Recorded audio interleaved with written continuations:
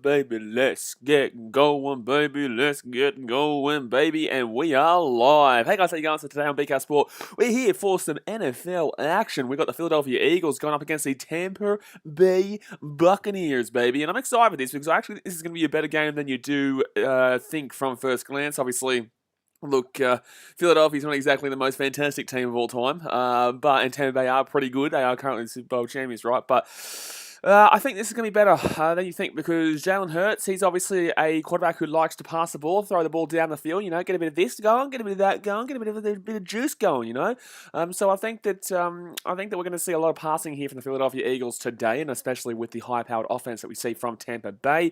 Philadelphia obviously are 2-3 right now, whilst the Tampa Bay Buccaneers, they're 4-1. They're looking the goods. Obviously, they've only lost the one game this year, and I think it might have been to the Rams, if I'm not mistaken. It was 2 weeks ago, and it was not the Patriots. It was the Rams, 34-24 to the Rams. Matty Stafford, the ex-Detroit Lion. What a man, what a machine, what a player. We all love him. Everyone loves him. If you don't like him, well, there's a problem with you, because we all love Matty Stafford here. But all right. Oh, well, what's going on here? Trying to get my game started here. There we go. Alrighty, we're ready to go. So yeah, I'm going to read out why I think that this actually genuinely could be. I'm going to read out why this could genuinely be a nice little effort. Ooh, I'm going to have to restart this KO here. What's going on with my KO? I'm just trying to get the game going. 5 minutes till kickoff does get underway, guys. Hit that thumbs up button, subscribe if you're new around here. And let me know in the chat what you're thinking. Patty Cat says, Hurts to Smith combo. Yeah, it's going to be a big one. I have got a little cheeky little gander, a little betteroo on the old Jalen Hurts. There we go. It's working now. Jalen Hurts to Devontae Smith partnership, but like I said. But yeah, so the only loss that the Tampa Bay Buccaneers have had this year is to the Los Angeles Rams. Outside of that, last week they did pretty easily over the Dolphins, 45-17. There's no surprises there. Beat the Patriots 19-17. Difficult matchup, not going to lie. Lost that game 34-24 to the Rams. A week before that, they beat the Falcons 48-25. Still gave quite a few points there, though. And then the first week, they did play the Cowboys in 131-29 in an absolute barnstormer. So they still give up quite a few points, the Buccaneers. But it's just they're still very high-powered offensively that they should be able to get the job done here. Now, the reason why I think this game is going to be very close is because, look, when you look at the yardage on defense, when passing yards, Philadelphia Eagles only give up 194.8 passing yards per game on average. That's the third best in the league behind the Carolina Panthers and the Buffalo Bills. Carolina giving up 161, and the Buffalo Bills give up 173, and then Philadelphia giving up 194. You go down the other end of the scale, the worst ranked passing defense in the league is the Tampa Bay Buccaneers with 314.4 passing yards on average per game against them. So, with Jalen Hurts being able to throw this ball here, I honestly think that the Philadelphia Eagles could get something going here. I do. I really think they could get something going here. When it comes to the rushing game, however, a little bit of a different story. When it comes to the rushing game, it's literally the opposite, right? So Tampa Bay Buccaneers are the best defense when it comes to rushing in the game by a long way too. 45.8 yards per game on average in the rushing game. The next best is the Cleveland Browns, which is 75.6 on average, and then the Buffalo Bills on 78.4 on average. So Tampa Bay, you don't run the ball against them. You just don't. If you've got them in fantasy, you've got someone in fantasy who plays for the opposition running back against the Tampa Bay Buccaneers, I would advise you to take him out. And then obviously we go down the other end of the scale, and it's the Philadelphia Eagles, who are the third worst ranked rushing defense with 142 yards averaged per game on the rushing game, which is just in front of the Seattle Seahawks and the Chargers, who are Seahawks 145.2 and the Chargers 157.6. So I'm telling you right now, I don't think we're going to be seeing the Buccaneers take this team to the cleaners. I think that we're going to be seeing a big game here from Jalen Hurts and also Devontae Smith. So if you've got him in fantasy, it's going to be interesting. I think this could be quite a high-scoring game, especially if the Bucs do decide to run the ball through Fournette and maybe Ronald Jones as well. We obviously saw Tom Brady, the fastest quarterback on the planet, run last week as well for a 10-yard game. My goodness me, what a man, what a machine, what a player. And then obviously if we do see the Philadelphia Eagles go, they'll go to the passing game, and we should see Devontae Smith and Jalen Hurts really lap up this factor. Who have the Philadelphia Eagles played so far this year? So last week, they did actually have a pretty good comeback win actually. Who'd they play again though? It was an interesting game last week. Where is it? Oh, Panthers, that's right. They came back and won 21-18 there when everything looked lost. So they definitely know how to come back in that one. The week before that, the Eagles must have lost. Where the bloody gee whiz are they? They lost to the Chiefs 42-30. Still scored 30 points though against the Chiefs, which is pretty positive there. A week before that, they played the Cowboys. Still scored 21 points, but did lose 41-21. So they do give up a lot of points, and that's what's scary here for the Eagles today. But they do know how to score points as well, which is what the positive is here for the Eagles fans out there. They also, the 49ers game, they lost 17-11, so that wasn't a great one. But then week 1, I think they did beat somebody. Who'd they beat? Yeah, that's right, 32-6, week 1 over the Falcons. So that is the tale of the tape here, baby. That's the tale of the tape, and that is what we're saying. League Zone Commentary says, big game for Antonio Brown. Don't say that to Danny, though. Don't say that to Danny, because Danny's going to put Antonio Brown in his fantasy team, and then unfortunately, it's not going to work. It's just, it's not going to work out for him, because every time he puts him in, I think it's Danny, every time he puts him in, he doesn't do well. And then every time he doesn't put him in, he does well. So whatever he does here, ask him what he's doing in the chat right now, and then obviously make your decision, because go against what he does. Charles Smith says, this is the first time I'm watching the NFL. Well, should be an interesting game here, man. Obviously, the Buccaneers are very hot favourites here. Absolutely. But it is in Philadelphia, and like I said, could be a good shout here to get on the underdog. Paddock says Bucs defense has been bad so far. Not in the running game. It has not been. It's the best in the NFL for the rushing game, but passing yards, yeah, absolutely. It's been horrific. It's been horrific. Danny says, I've started in this game. Yep, guys. Okay, that's it. Take Antonio Brown out of your fantasy team, because he will not have a good game this time around, unfortunately, because Danny has gone on him. Do I have anyone in this game? I don't think I do, to be honest with you. I don't think I have anyone. I used to have Antonio Brown, but I actually got him in. I traded him away and got Aaron Jones in a trade there. I traded Darrell Henderson and Antonio Brown after that real banging first week from both of those guys, and got Aaron Jones after a really poor first week. And mate, I was flying some. I was flying. Zexy says hi. Hello, Zexy. How we doing, champion? Marcel Moose says hi, Blaze. Hello, mate. League Zone Commentary says, when's Gronk coming back? Not too sure, to be honest with you. So he's not playing today. That's another real big reason then that you could be looking at. It's another real big reason that you could be looking at maybe the underdog of Philadelphia getting up here. All right, Friday. No, I don't have anyone. Oh, I got Quez Watkins on the bench, but I'm not going to play with Quez Watkins. He's just injury cover, and also really only deep ball play. He only usually gets a couple targets a game, and majority of them are for like 50, 60-yard attempts, so it's really unrealistic that he's going to get some points in fantasy. I'm playing against a 2-3 team, and he is, but he has no one today as well. He has Gainwell on the bench, but there's no way you'd be playing any running backs, especially not Gainwell, in today's game. Alrighty. Danny says, literally every player on my benches are either injured or on a bye. Well, gee whiz, you're out of control. John Finafawaki says Tampa win. You'd hope so, mate. You'd think so. Well, I don't know. So I'm actually, I wouldn't be surprised with Philadelphia. Actually, I should make my no! I forgot to do my picks. I'm actually going to go with the underdog here. I'm actually going to go with the underdog. Give me my pick 'em. Give me my pick 'em. Pick 'em. NFL pick 'em. There we go. Sorry, guys, if you're wondering what's going on right now, we have a BKR Sport NFL Pick'em League, and no, I don't think I'm going to be able to do it. I think I might have been too late. Damn it, son. Tell me, says, who's your NFL team? Unfortunately, it's the Detroit Lions, mate. Very, very unfortunately. We have a heartbreaking history, and a heartbreaking right now. Rob Gronkowski, Lavonte David, and Antoine Winfield Jr. all out here for the Tampa Bay Buccaneers. Oh, my goodness me. I actually disagree with that poll. I think Jalen Hurts is going to throw for more yards than Tom Brady, because like I said, I'm not going to be able to pick the underdog. Well, I get the away team, which is Tampa Bay, so, I'll have to suffice with that one. I'll have to just suffice with that one, I guess. Danny says, Lions have a good chance this week. We'll probably still get absolutely tore up on the defense. We'll probably still. I'll do my picks at halftime.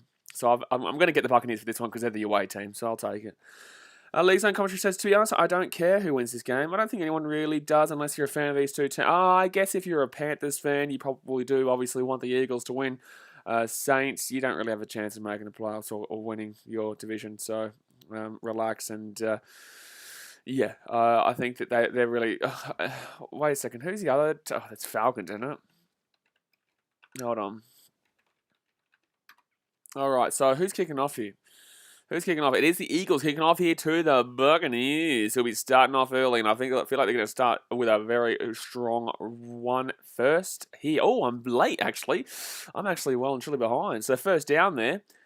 It's going to actually give me a 2-yard completion there for Evans. Sorry, I was a little bit behind. The kickoff had already happened, and now we're on. So, all right, we're back. Sorry, guys. I was a little bit late. Tom Brady there for a short little throw. No, good little throw there to Evans. What? How long is that? From the 30-yard line, gets it to the 4. That's a good throw. That's about a 30-yard throw there. 31 yards, 2 for 2 for 31 yards already for Tom Brady. They're at the 40-yard line here on the Philadelphia Eagles side of the field. First and 10, 13 minutes to go here of the first quarter. And Tom Brady looking for a run here. Maybe he does go for the run, and it's going to be a good run too. And like I said, that rushing game, third worst in the NFL for the Philadelphia Eagles. But the passing game is, they are I think it was the second best in the NFL, or best in the NFL for passing yards. It is, the third best in the NFL for passing yards, about 33 yards on average more than what the Panthers give up in first position. Alrighty, so Leonard Fournette here, 58 rushes this season for 262 yards and a touchdown. Can't really complain with that. Obviously, they don't really look to Leonard Fournette a great deal. Usually he is a bit of a surplus, a bit of a bonus for this team. But he should have a big game here today. 2nd and 3 here, 12 minutes to go here of the first quarter. Tom Brady will not give it to Fournette. Over the top there, and that's a good pass. That's a good pass there for Godwin. And Godwin slaps that little bad boy right on through. So that'll be first down here at the 20-yard line. Danny says Brady's a couple TDs off being the first player to throw 600 touchdowns. How many is he on right now? How many is he on? Daniel Celeste says weird weather here in New South Wales the last couple of days. Yes, it is, mate. Yes, it is. But the Brady Godwin combination there laps it on up, and there we go. So 3 from 3 for 46 yards. He's off to a flying start already against his passing defense that I was telling you that is a really good passing defense. 19 yards away here. They're in the red zone right now. 11 minutes 40 left here. They're going with 3 out wide. Fakes it to Fournette. Now they're going to the passing game again. And that's going to be... Oh, no, he's out. He's not going to be completed. That's not going to be completion. So it's going to be 2nd and 10 here. He's on 596. We've got 4 more touchdowns to get the 600 touchdowns marker. How many did Drew Brees end on? How many did Drew Brees end on for the New Orleans Saints? 3 for 3 for 46 yards, though. Bruce Arians, 3rd season as head coach, 22-15 record. Can't complain with what he's been doing there with Tampa Bay. Obviously won it last year and looking pretty good to potentially go back-to-back this year, but we all know it's going to get very difficult come late on the season. Don't want to get on the hype train too early here, and they give it off to Fournette for a run, and he will go for about a 2-yard gain. So it's going to be 3rd and 8 here. It's actually going to be 3rd and 8, so opportunity here for Philadelphia to get a stop. Opportunity here for Philadelphia to get a stop here and not give up more than 3 points. NFL ranks 30th in rushing, 3rd in passing, 9th overall. Just ridiculous. They're actually the 9th best defense overall, though, which is pretty decent. You actually can't complain with that for Philadelphia, who previously, in previous years, were really bad on the passing defense and not too bad on the running defense, and now it's the complete opposite. So 3rd and 8 here at the 16-yard line right now. 10 minutes 52 to go here, first quarter. Tom Brady drops back. Ooh, that's going to be a first down and more. That's going to be about a 15-yard gain, 13-yard gain there. So it's going to be 1st and goal here at the 7-yard line. Danny says Drew Brees ended on 571, being the 2nd highest. Yeah, wowee. Well, Tom Brady will probably play again next year. So he'll just keep on moving and grooving, though. But he's about to probably add to his tally right this second, because that's another great pass there for an easy gain of about 13 yards, and it'll be 1st and goal here at the 6-yard line. I tell you what, you are absolutely loving it if you have receivers right now in this game for the Buccaneers in fantasy. And they're going to give it to Fournette here. No, is that Ronald Jones or Fournette? And they're going to get taken down here 3 yards short. So it'll be a 3-yard gain. 1st and 2nd goal here at the 3-yard line. Who ran that ball? Was it Ronald Jones? No, it was Fournette. It was Fournette, sorry. 2nd and goal. 4 from 5, 57 yards. Very good drive here. League's no comments, just run the ball in. You probably would, considering how poor this Eagles defense is rushing wise. But in the same sense, they've been finding a lot of space there with the passing game so far. They're 4 for 5, 57 yards. I would be throwing this ball. I would nearly throw this ball here. They've had a lot of space. They've had a lot of open yardage here, but they're going to run it. And Tom Brady, no, they're going to pass it. And they're going to open man over the top, and that's an easy touchdown. This is what I'm saying. That's why he passed it. O.J. Howard with the touchdown for the Tampa Bay Buccaneers. There we go. That's an easy touchdown there. Really, really poor passing defense so far for Philadelphia. And then again, that's going to force them to have to throw the ball here. And that is just really, really easy for Tampa Bay on the passing yardage. So touchdown to O.J. Howard, who obviously comes in for the injured Rob Gronkowski. And that was a very quick drive. Yes, you're right there, Danny. All right, now can we start off here with a good PAT? Because last week we saw a lot of PATs that were actually missed. But we saw a lot of PATs missed, but that was on the Sunday afternoon games. But let's see if we can see this one go through the uprights, and he will slap it right on through. So it will be 7-0 here with 9 minutes 26 to go here of the first quarter. But wowee, that was very, very quick. That was very, very easy. And I am scared for Philadelphia if this is what their defense is going to be for the rest of the game. My goodness me. I want to go have a look here and see where my Detroit Lions are defensively, actually. To be honest with you, passing yardage, they're not actually too bad passing yardage. It's just, I think, the running game that we're really getting crucified on. No, actually, no, where is it? Where is it? Yeah, it's probably around 20th or something like that. I tell you what, considering how many points we give up, we don't actually give up a great deal of yardage. We just obviously give them really easy field position, because overall we're ranked about 20th. So there's still the Rams, the Ravens, the Cowboys, the Texans, Washington, Jaguars, Giants, Dolphins, Chiefs, and Seahawks all below us. That's crazy to think, considering that we are 0-5 right now and going up against the Bengals. But then again, the Bengals should really tear up our defense this week. I've got Jamar Chase in fantasy, so although I'm excited for him, I'm also not excited to see what we do put up with there. I'm just going to go through my predictions now, actually, my picks now. So Dolphins take on the Jaguars. I will take the Dolphins there, and the margin we're going to go 10. We'll go 10, actually. To be fair, I wouldn't actually be surprised if the Jaguars winning that game. Oh, I got 100 there. No, I meant to do 10. I don't think that's going to happen. So Chiefs versus Washington. Oh, yikes. I've got Patrick Mahomes in fantasy. I'm looking forward to that matchup. Giants and Rams. No Saquon Barkley. No Daniel Jones. No Golladay. No chance. The Rams are going to slap that one through. Colts and Texans. Colts easy. Lions and Bengals. I'm going to have to go with my Lions, but Bengals probably win. Packers and Bears. Packers easy. Ravens and Chargers. I think the Chargers win that, to be honest with you. Panthers and Vikings. I'll go Panthers, especially in Carolina. Cardinals and Browns. I'm going to take the Browns there, actually. It's a surprise. I'm going to take the Browns. Broncos and Raiders. I will take the Broncos at home. Cowboys and Patriots. I'll take the Cowboys. Seahawks and Steelers, I'll take the Steelers. I don't know why 47% of people have voted for the Seahawks, especially considering Russell Wilson is out. But then again, Geno Smith didn't look too terrible when he came in. And then Titans and Bills. Wow, the Titans are at 5%. That's really, really crazy there. Titans are at 5% of voting. I'm going to do it just to have an outlier. You know what? There you go. League Zone Commentary says Chiefs have now got the worst defense in the league. They average 7 yards per play. I don't think it's the worst overall, is it? It's the second worst. No. It's the second worst overall. The worst overall is the Seattle Seahawks still. The Seattle Seahawks still give up. They give up 305.6 yards per game in the passing game, which is 9 more than the Kansas City Chiefs. And they also give up 145.2 yards in the running game, which is 4 more than the Chiefs. So, no, the worst defense in the league currently is Seattle. Titler says, as a Patriots fan, I'm so annoyed that Tom left. Well, it is what it is. Obviously, it's been over a year now, so it's time to move on. Josh Sam says, I do not know who should win. I love both teams. Well, who should win? The should be Buccaneers. Who will win is another question. But if the Eagles' defense is as bad as it was in that first drive there for the Buccaneers will win easy. Completion percentage, 64.8% this year for Jalen Hurts. And completion's not too bad. All right.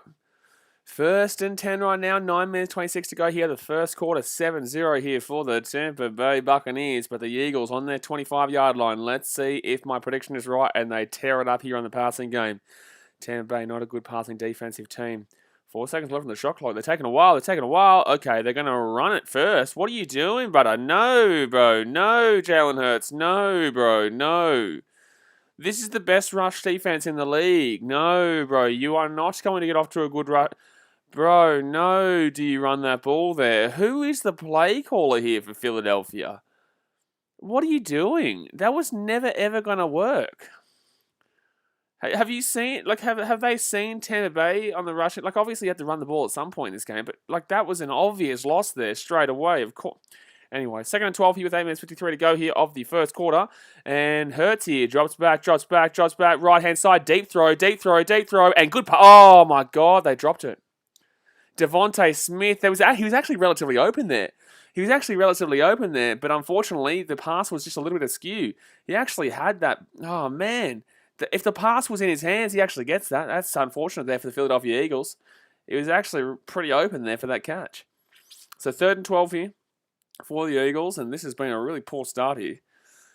Really poor start, and it's not because of the Tampa Bay pass and defense. It's been because of the fact that they ran the ball for a loss of 2 yards, and then unfortunately he could not connect there with his main man there.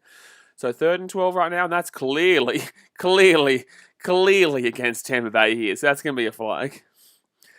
He is well and truly neutral zone infraction here. Absolutely.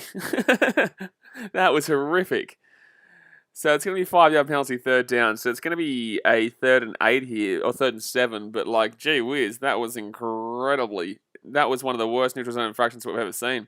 Danny says, is that a Sherman versus Smith matchup? I think so, yeah. I think so, mate. I think so. Alrighty, so 3rd and 7, 8 minutes 45 to go here, first quarter. League Zone commentary says, if the Eagles win, then you have to buy a Jared Goff jersey. No. Okay, so it's going to be Jalen Hurts here. Rolls out of the right-hand side, comes back on the inside. He's going to run this for a first down. He's going to run that for a first down. Oh, he got crunched in the tackle, but he does run it for a first down, which is nice. Obviously, was not intentionally going for the run there, but Tampa Bay open up for the pass, and then he finds a nice little gap in between, and then we'll go for the first down there. Look at that. That's really good vision there. Really good vision here by Jalen Hurts to see it. The play broke down, but could still go through the gap and go for about a 13-yard game. All right, so they're going to... what are they doing, bro? Who is the play caller here on first down, going for the run with the What are you doing, butter? Like, my God, again. And they did the exact same play again on first down. They're going to go for a 2-yard loss again. Butter, what are you doing? This is so stupid play calling right now.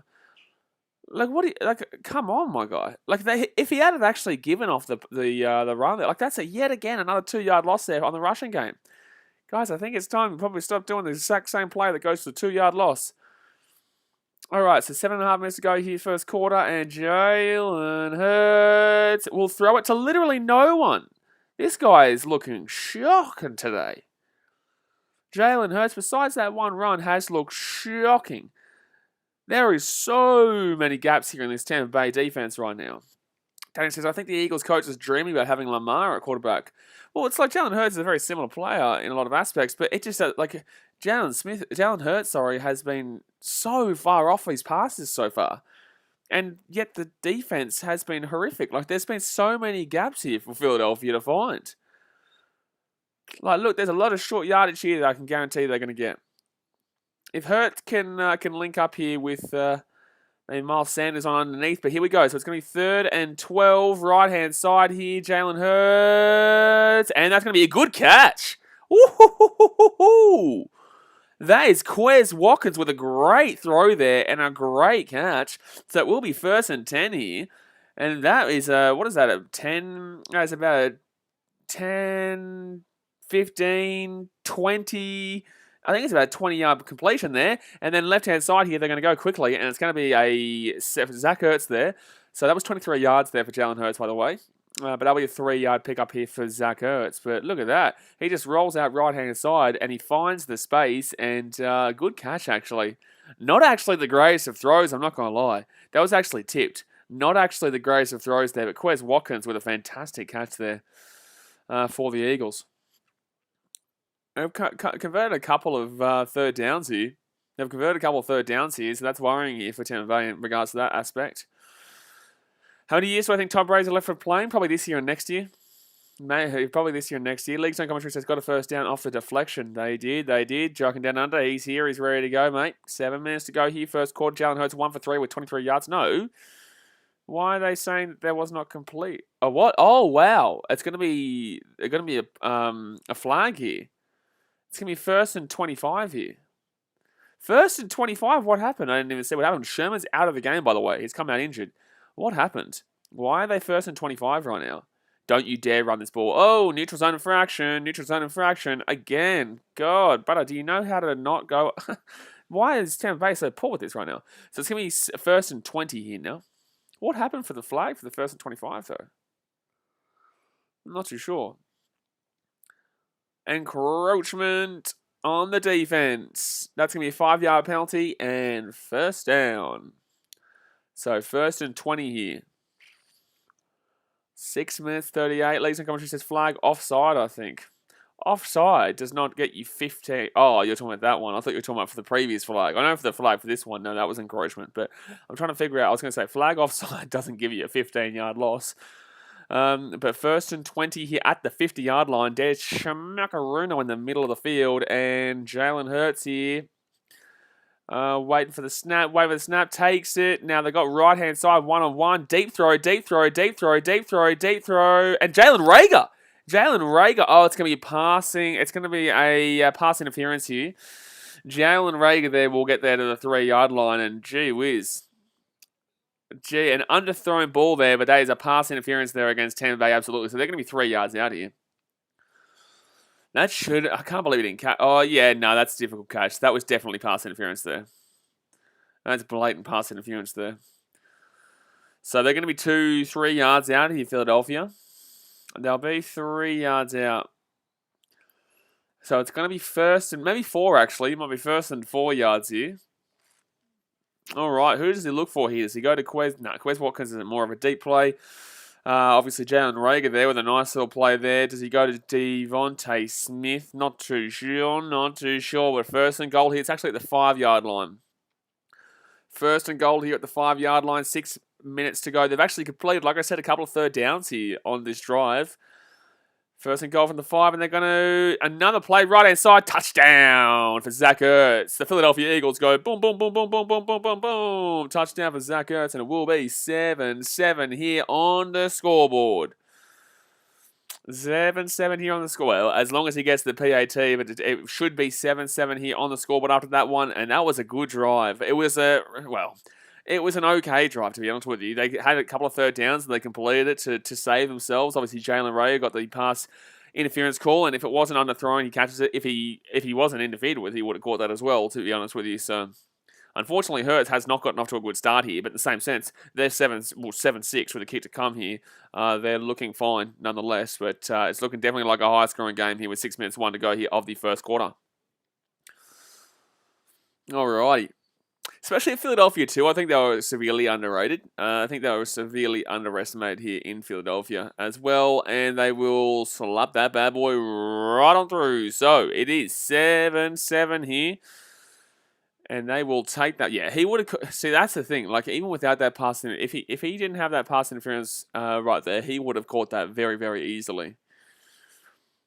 It was pretty underthrown, but in the same sense, he'd cut back there nicely and he came down with it. And the only reason he lost it was because the pass interference continued throughout the entire play there. But don't forget, hit that thumbs up button, guys. Subscribe if you're new around here. We'll be doing Red Zone again on Monday or Sunday afternoon for you guys in America. We've also got there's actually another London game this week, actually. There is another London game this week, I believe. Maybe Jacksonville, because they're always in London. It is Jacksonville versus the Dolphins. Yikes. Two really strange games. Two really strange games to be taking to London. One last week, obviously, being the Jets and the Falcons. I think it was. Was it Jets and Falcons? Yeah, it was. Falcons and Jets. Falcons won 27-20. This week, they have the Jaguars and Dolphins. They don't have one next week. Yeah. So, really odd couple of games there, because none of those games seem like realistically they would ever be a go-ahead, like in regards to a quality game, to be honest with you. Why is the timing change of the NFL games here for us in Australia? I'm trying to figure out, because it goes from 4 a.m. on week 8, and then it changes to 5 a.m. games on week 9 onwards. Why? Why 5 a.m.? I'm not too sure. Interesting. Buffalo Weber, I'm getting around the Eagles here, but in the same sense, the team that should win is definitely the Buccaneers. But I did say that the Eagles have a good shout here because the passing defense of the Buccaneers is very, very woeful. Marcel Moose, there was meant to be a cricket stream tonight, but in the same sense, I just don't think I'm going to do it, to be honest with you. It's just a World Cup qualifier. It's not actually a World Cup game. I still might do that Australia game on this week at some time. I'm not too sure when it is, but it's on at some point. I'm not too sure, actually. What was that game that I was meant to be doing? Because I think it's like Jersey or something tonight. I'm not going to do it. I can't be bothered. So I'll just wait for the World Cup to actually start next week. There is a women's T20, but I probably won't be doing that one, to be honest with you. I'm just trying to check out what it actually is. The Australia game versus India is on maybe Saturday morning, maybe? Or is it Monday morning? No, it can't be. Tuesday morning. It's meant to be. But all right, back to Lincoln Financial Field here.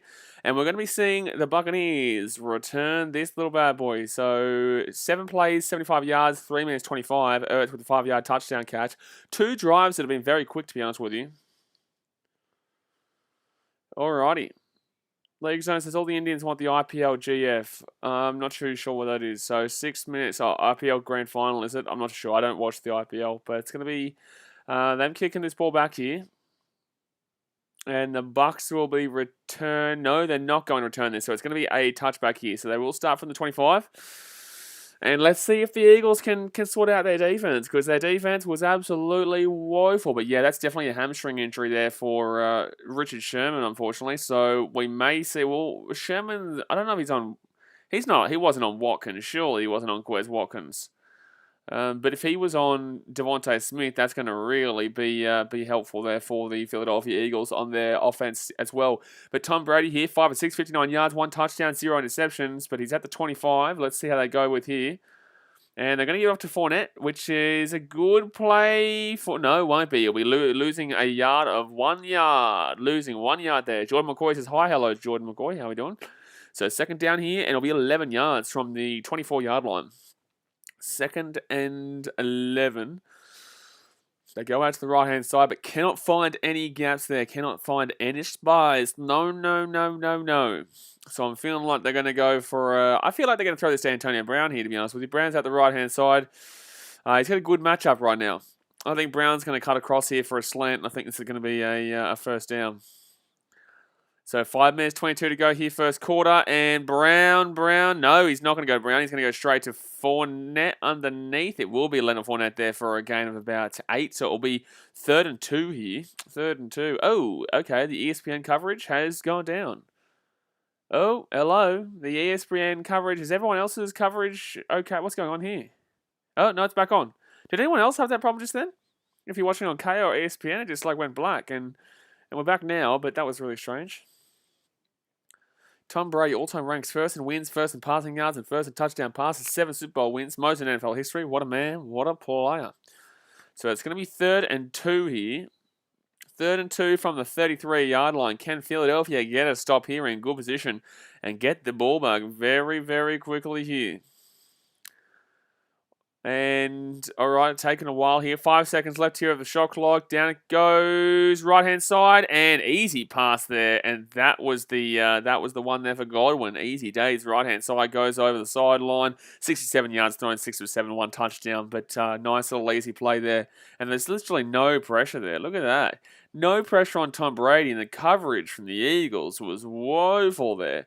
No one's coming. Like, what are they actually playing there? Like, it's a short play. They only need 2 yards. Why are you so far back there, Darius Slay Jr.? Big play, Slay. There was no big play there. Why were you so far back? All right, 1st and 10 here for the Bucks. They're 41 yards out here from their own line. 5 different receivers already in this game, the Buccaneers. And they're going to go back to the run game. No, they fake it. Underneath there for Leonard Fournette, though. And Fournette will go for a maybe 9-yard, maybe 10-yard gain. Not sure. Justin Sunderland says, not NFL related, but interesting because players can't get back to Queensland or rest in peace. There are no quarantine requirements for vaccinated people overseas travel in New South Wales and coming back in. Well, good stuff because I'm going to Fiji, probably beginning of November, mate. Beginning of November, I'll be going to Fiji because I can't get back to Queensland, so I can travel outside of my country, but I can't travel inside my country just yet to my home. So I'll be going back to Fiji to visit my family until probably March, but I'll still obviously be smacking out streams. It actually helps me out to do more streams, well, same old streams. There's nothing really different that'll change. Just the internet problems that could be arising. But gee whiz, they really are pumping Fournette right now. They are really giving the ball to Fournette. So if you got Fournette in fantasy, you're having a good time right now. So that's going to be 2nd down here in a game of 3, maybe, or game of 2. It will be 3. Justin Sunderland says, oh, nice. When you come back, you won't even need a quarantine. Yeah, I've got my 2nd vaccination in about 8 days' time, actually. So not looking forward to it, but whatever. You know, it is what it is. It is what it is, man. It is what it is. 2nd and 7 here with 2 minutes 53 to go here. And Fournette in the back there at the 45-yard line, 2nd and 7. I feel like they're going to go Fournette again here. Because, yep, and that's exactly what they're going to do. Fournette again here, and he will go for a gain of about 10 yards.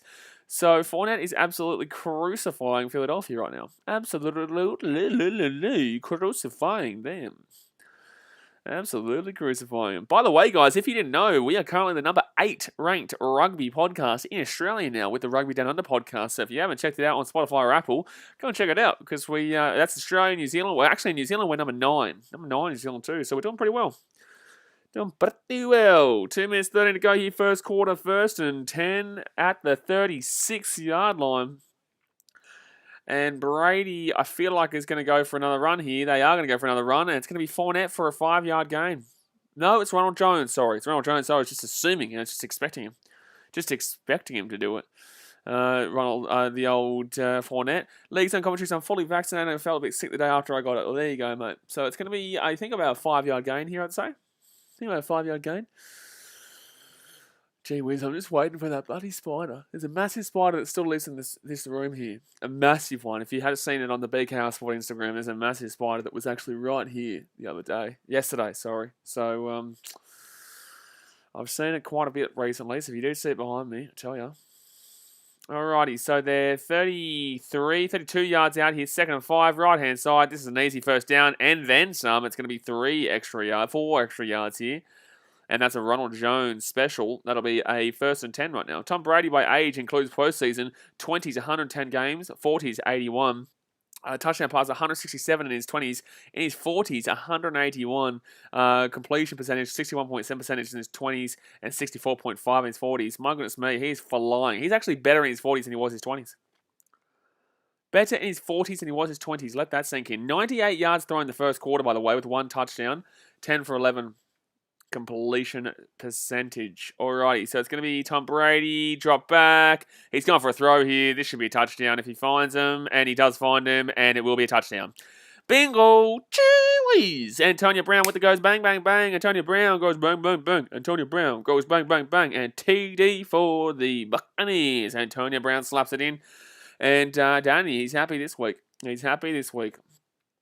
Massimo says, how long has it been there for? Like a week. No idea what you're talking about. League Zone commentary says, okay, there we go. So it's going to be a touchdown. Antonio Brown and Danny. He's loving his life right now in fantasy. He's happy with that bad boy. So now can we see the extra point? Didn't see a great deal last week, but these two have already locked down 2 in this game so far. Usually pretty easy, but we still haven't seen a lot of misses this year. 33 seconds to go here the first quarter, and they put that bad boy right on through. Antonio Brown with the Superman. The Superman touchdown. There we go. So now we're going to see if Jalen Hurts can come back out here and perform a little bit better than he has so far. Let's go have a look at some of these. Let's go have a look right now. I want to go see, has he thrown, how many yards he thrown? About 30 yards in that first drive or so, which compared to Tom Brady, he's on 90 at the end of the first quarter. All right, let's go here. Then again, they would have had a big one, 28 yards with 1 touchdown. That's pretty impressive considering that they already have that touchdown, though. 28 yards, 1 touchdown, 9 receiving yards. That tells you all you need to know about the flags that were given up on those plays. But Devontae Smith would have had a big gain for about a 40-yard gain if he had found him, which unfortunately was on Jalen Hurts, rather. Tom Brady, 122 yards and touchdown already on the first quarter. It's ridiculous. Leonard Fournette with 6 carries for 25 yards and 4 yards for 1 carry for Ronald Jones. Chris Godwin currently on 34 yards with 3 receptions. Antonio Brown, 32 yards, 1 touchdown and 2 receptions. Leonard Fournette, 23 yards and 3 receptions. Fantasy-wise, he might be looking alright right now. Not many people like to have Leonard Fournette in their fantasy team because of this fact. He's on 7.7 points already in fantasy out of the first quarter and hasn't scored touchdowns. So if he is able to break through and score that TD like we all think, I'll tell you what, it might be interesting. So who do I have play? So basically, my fantasy team, guys, I've got Patrick Mahomes as my QB with Dalvin Cook. Yes, he's playing this week. There is no question mark around him. There is no question mark. I literally lost my match last week because Dalvin Cook didn't play against the Lions. But then again, he plays the Carolina Panthers. I don't like that.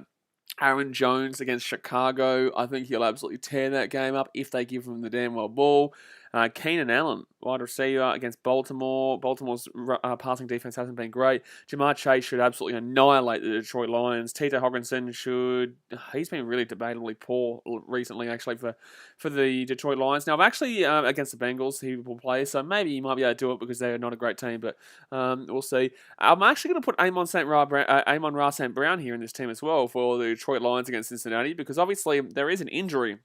And he actually could be the main man in the Detroit passing game right now, because he did lead the team in targets last week.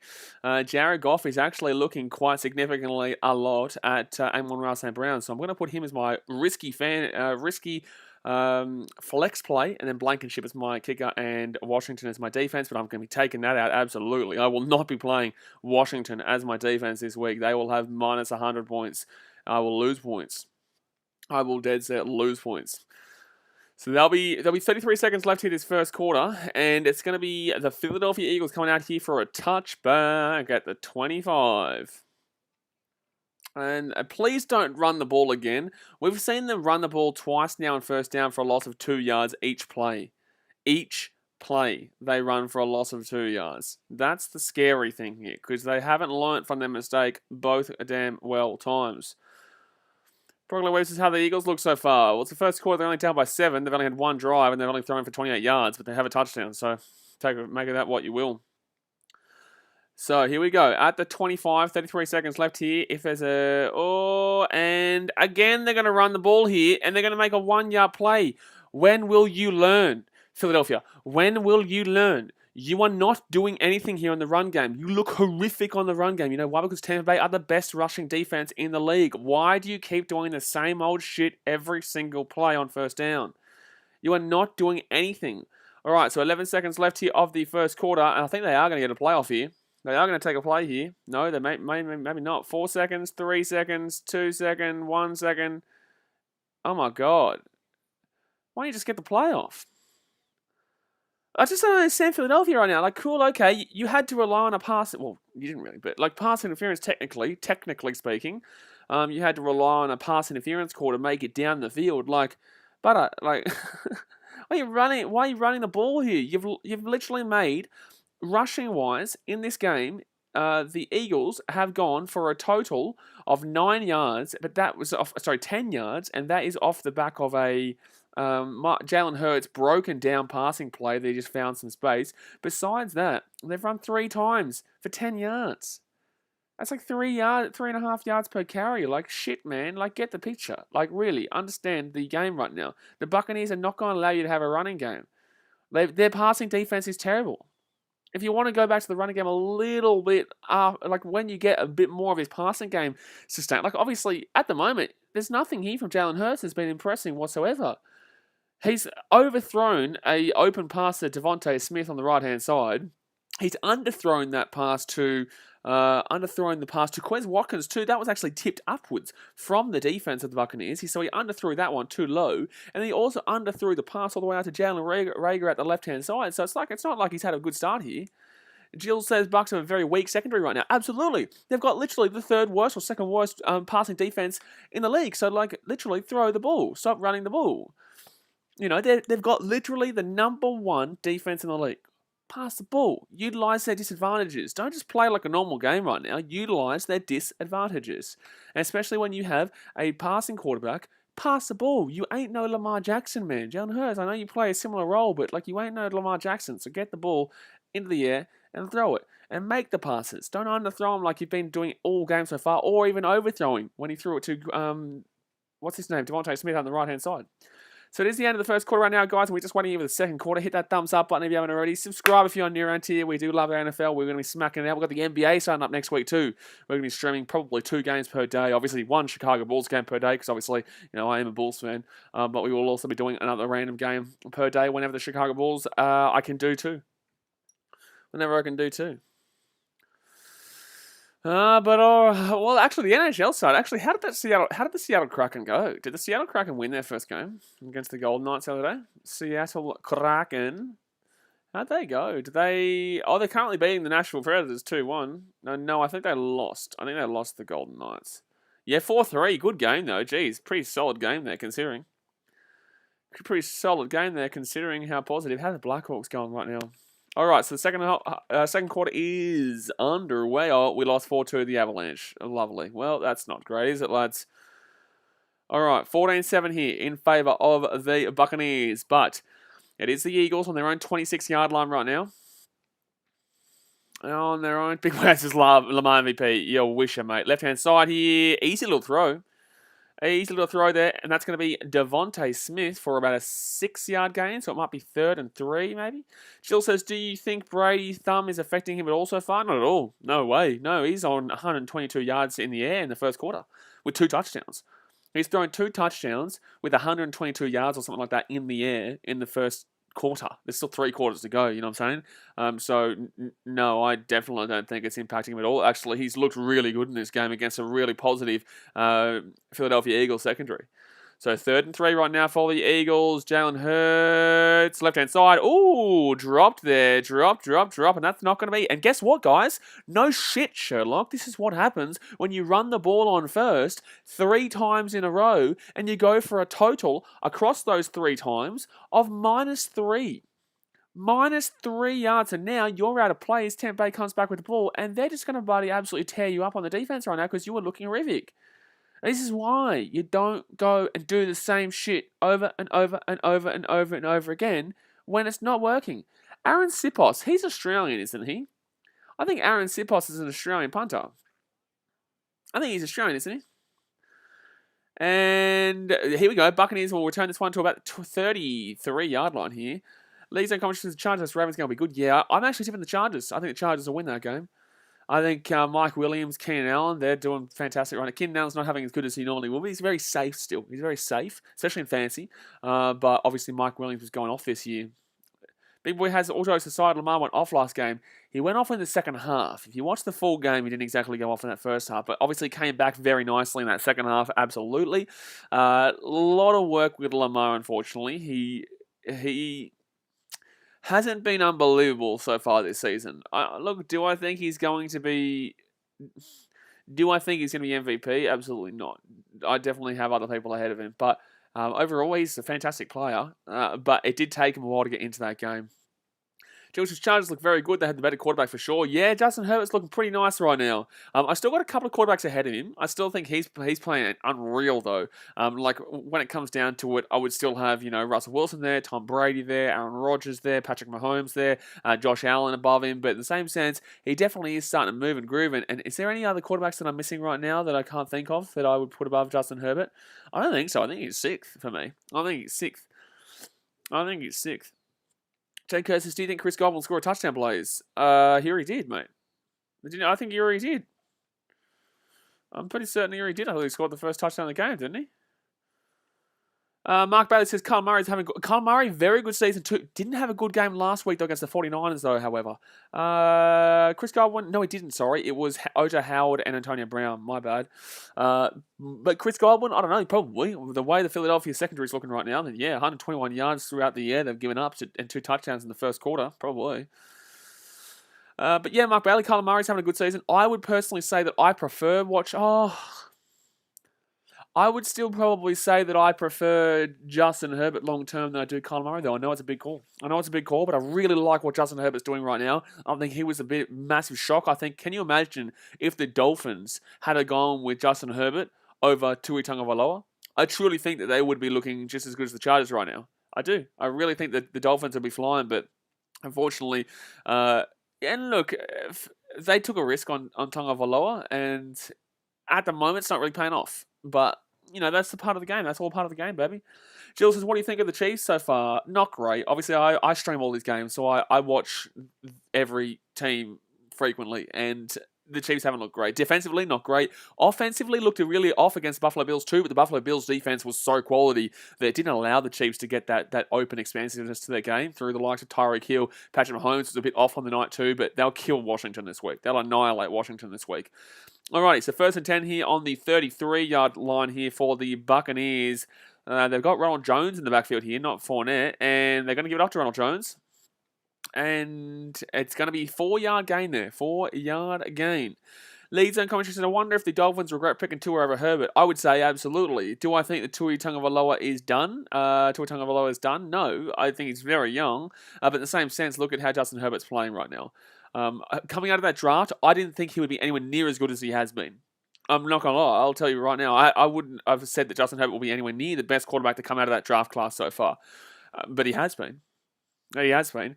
The Buccaneers here. Brady, left-hand side, screen. Ooh, they're going to lose 4 yards there. Yikes. That's going to be 3rd and 11. And Antonio Brown goes for a loss of 4 yards there. Jeez, Danny's not happy with that one. Lachlan Harris says, hey, hello, Lachlan. How are we doing, champion? Who are you going for in today's game? Leagues and commentary, are you doing a red zone or one good NFL game? No, I'll go the red zone. I'll go the red zone because we do have that Miami Dolphins versus Jacksonville game early on. Then we'll do the red zone, and then obviously we have the Chiefs game a little bit later against the Washington football team. But here we go. 3rd and 11 here at the 32-yard line for the Buccaneers. 5 yards average to go. 3rd down. Here we go. Blitz, blitz, blitz. Oh, that's a good... Oh, he's going to be short. That tackle is incredible. That was an incredible tackle there from McLeod. That was an easy, sure first down there for the Buccaneers, but McLeod holds him from getting away, and that'll be taken down here for 4th and 2. That's a good tackle, though. League Zone commentary says Joe Burrow is good too, but not as good as... Oh, whoa. No, yes, but relax. You know what I'm saying? I think they're going for this on 4th. I think the Bucs are going for this on 4th here. They've moved the ball forward here. What? It's 4th and 1 here. It's not 4th and 2. It's 4th and 1. They're going to change their mind. They're going to go for the punt here. They're going to go for the timeout here, and they're going to take the punt. What are they doing? What's going on here for the Bucs? They've moved the ball forward from a 4th and 2 to a 4th and 1. They were originally going for it on 4th and 2, and now they're not going for it on 4th and 1. I think they're going to decide again here. I don't know what's going on. Dan says, Antonio Brown needs to tie his shoelaces with the amount of feet tackles he's getting. Oh, well, that was, like, what are you expected him from there? Like, you could see that tackle coming through a mile away before Antonio Brown even caught the ball. And then, obviously, yeah, he just trips him up. But I don't think Antonio Brown could have done a great deal there. Jill, some intrigue by the Vikings. Yeah, look, they're having an okay season so far. They are starting off better than people obviously imagine. Justin Jefferson killed the Lions. But remember, in the same sense, the Lions, they're 0-5, but realistically, they're very close to being a 3-2, even a 4-1 team if things go their way. But they've lost all 5 of their games. But they're not as bad as their record suggests, the Detroit Lions. Absolutely not. But I guess I'll get a first pick or a second pick next year now. I think they're much better than their record suggests. But the Vikings, obviously, yeah, they're currently sitting on 2-3. They've got a good team there on the offense with Thielen, with Dalvin Cook, Madison as a backup there as well, who's pretty decent, very similar to Cook in that sense. Justin Jefferson's been flying, so no, it's interesting. I think if they had a better quarterback, I think they'll be a lot better, but their defense isn't great. It's not like it used to be, and that's going to be a fair catch at the 17-yard line. Danny says, you need to turn into Derrick Henry in that situation for the sake of fantasy points. Have you seen the size of Antonio Brown compared to the size of Derrick Henry? That's my question to you, son. That's my question to you. If you say you have and you think they're similar size, I'm going to tell you it's only 12:07 p.m. here in Australia, and you've had a bit too much to drink, son. You've had a little bit too much to drink, you. But yeah, look, the Vikings, look, they don't have too bad of an offense. Obviously, Dalvin Cook was out last week too, though, but Alexander Madison still had a great week. I just think it comes down to Kirk Cousins.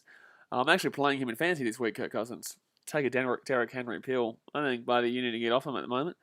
Do I go with bloody Amon-Ra St. Brown there, though? I'll ask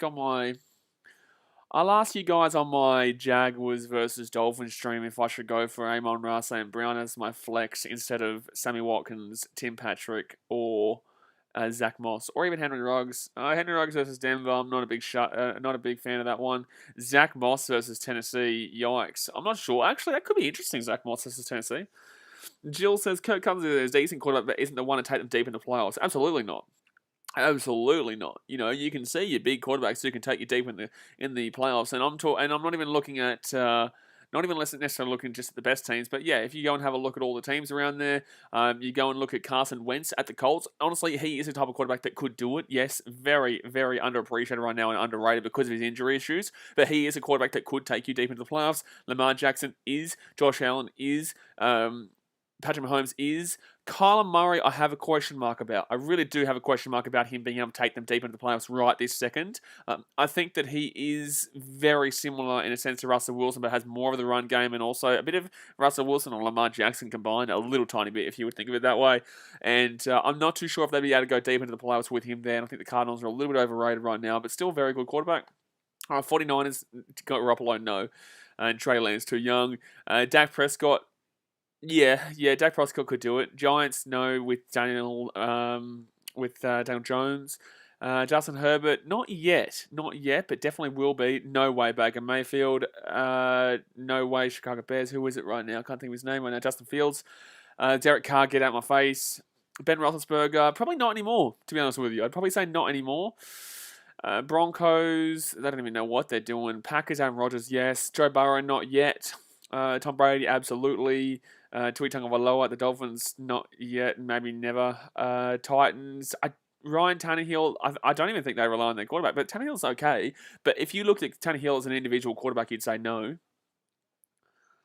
I think you'd say no if you looked at it as an individual player compared to the fact that he's got the likes of Julio Jones on his team and Hollywood Brown and Derrick Henry, obviously. Left-hand side here, and that's going to be a little dangerous of a throw there, but it's going to be Sanders. Miles Sanders there with the catch for about a 5-yard gain, 2nd and 5. Just glad they didn't go for the run there because they've done that every single time and lost yardage pretty much every single time. League's own commentary says, I wonder how Matt Stafford will go in the playoffs. Matt Stafford is such an underappreciated and underrated quarterback, and you're seeing it right now at the Rams. Detroit Lions fans have been trying to tell everyone this for so long, and then again, we've always been a team that really hold back players from being successful. Go and have a look at Megatron, for example.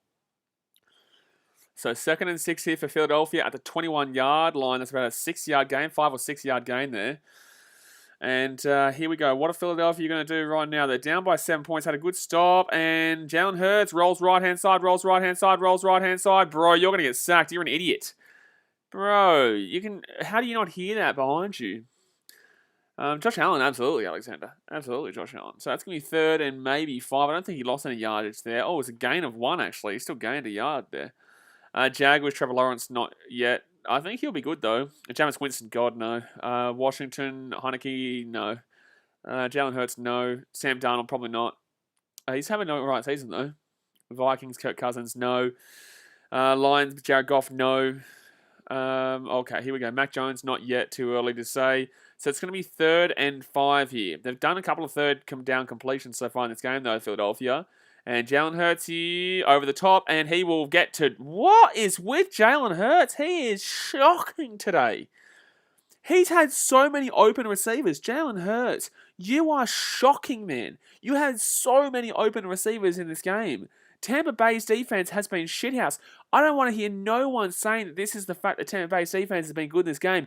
He has been horrific. That is an open pass there for literally any other quarterback. That is an easy 15-yard gain there for Zach Ertz, who'd gotten free from his defender, and yet he throws it over again. Like I said, he underthrew Jalen Reagor and got lucky with the DPI. He underthrew and was a short, too low of a pass to Quez Watkins, but luckily got tipped up by the Tampa Bay defense. He underthrew another pass, and then the Zach Ertz pass. Sorry, he overthrew Zach Ertz pass, and then he overthrew the pass also to Devontae Smith for a 40-yard gain. Like, truly, he's all over the shop right now. Jill says, I've always preferred the pocket passer QBs. Running QBs just don't last in the NFL. I think that, running QB... Well, Russell Wilson has... I guess he's tampered his game a little bit, actually. He's brought his game back in from that running QB to a more so passing QB with a bit of run to his game. Obviously, we'll see that probably with Kyler Murray. But Kyler Murray, I don't think has the same kind of arm, and Lamar Jackson probably doesn't have the same kind of arm. So that's why Russell Wilson is levels above, in my personal opinion. I do agree with you. League's own commentary says, what team is Todd Gurley on now? I don't even know. I think he's injured, actually. I think Todd Gurley's injured. I think he was at the Falcons the last time I saw. I'm not too sure. 3 with my NFL teams. Yeah, no, he's not on a team right now. He's not on a team. The last team he was on, I think, was the Falcons, if I'm not mistaken. But they're doing really well right now. Cordell Patterson, who obviously used to play for the Chicago Bears. Who did he play for? Who was his last team? I think it was the Falcons. He used to play for St. Louis, and then he went to He used to play for the St. Louis Rams, and then he then he's obviously at Los Angeles Rams, and then went to the Falcons. And yeah, he's not picked up by anybody yet, and probably won't, to be honest with you. I miss his prime. Yeah, but you see with running backs, you got to notice that a lot of the time, if you're a good, if you're a, you saw it with, oh man, who's that Cowboys running back a couple of years ago? He was unbelievable. I think it was 2015. You see a lot of the time with quarterbacks, they have one huge year and then regress. Best running backs. Can't think of his name right now. He was unbelievable, not only in fantasy but just as a player too. DeMarco Murray, that's right, DeMarco Murray. He was unbelievable for that 1 year. It was just ridiculous, and then fell apart and completely fell off. You see that quite a lot. Todd Gurley was unbelievable at the Rams that 1 year and then fell off. You see it quite frequently, to be honest with you.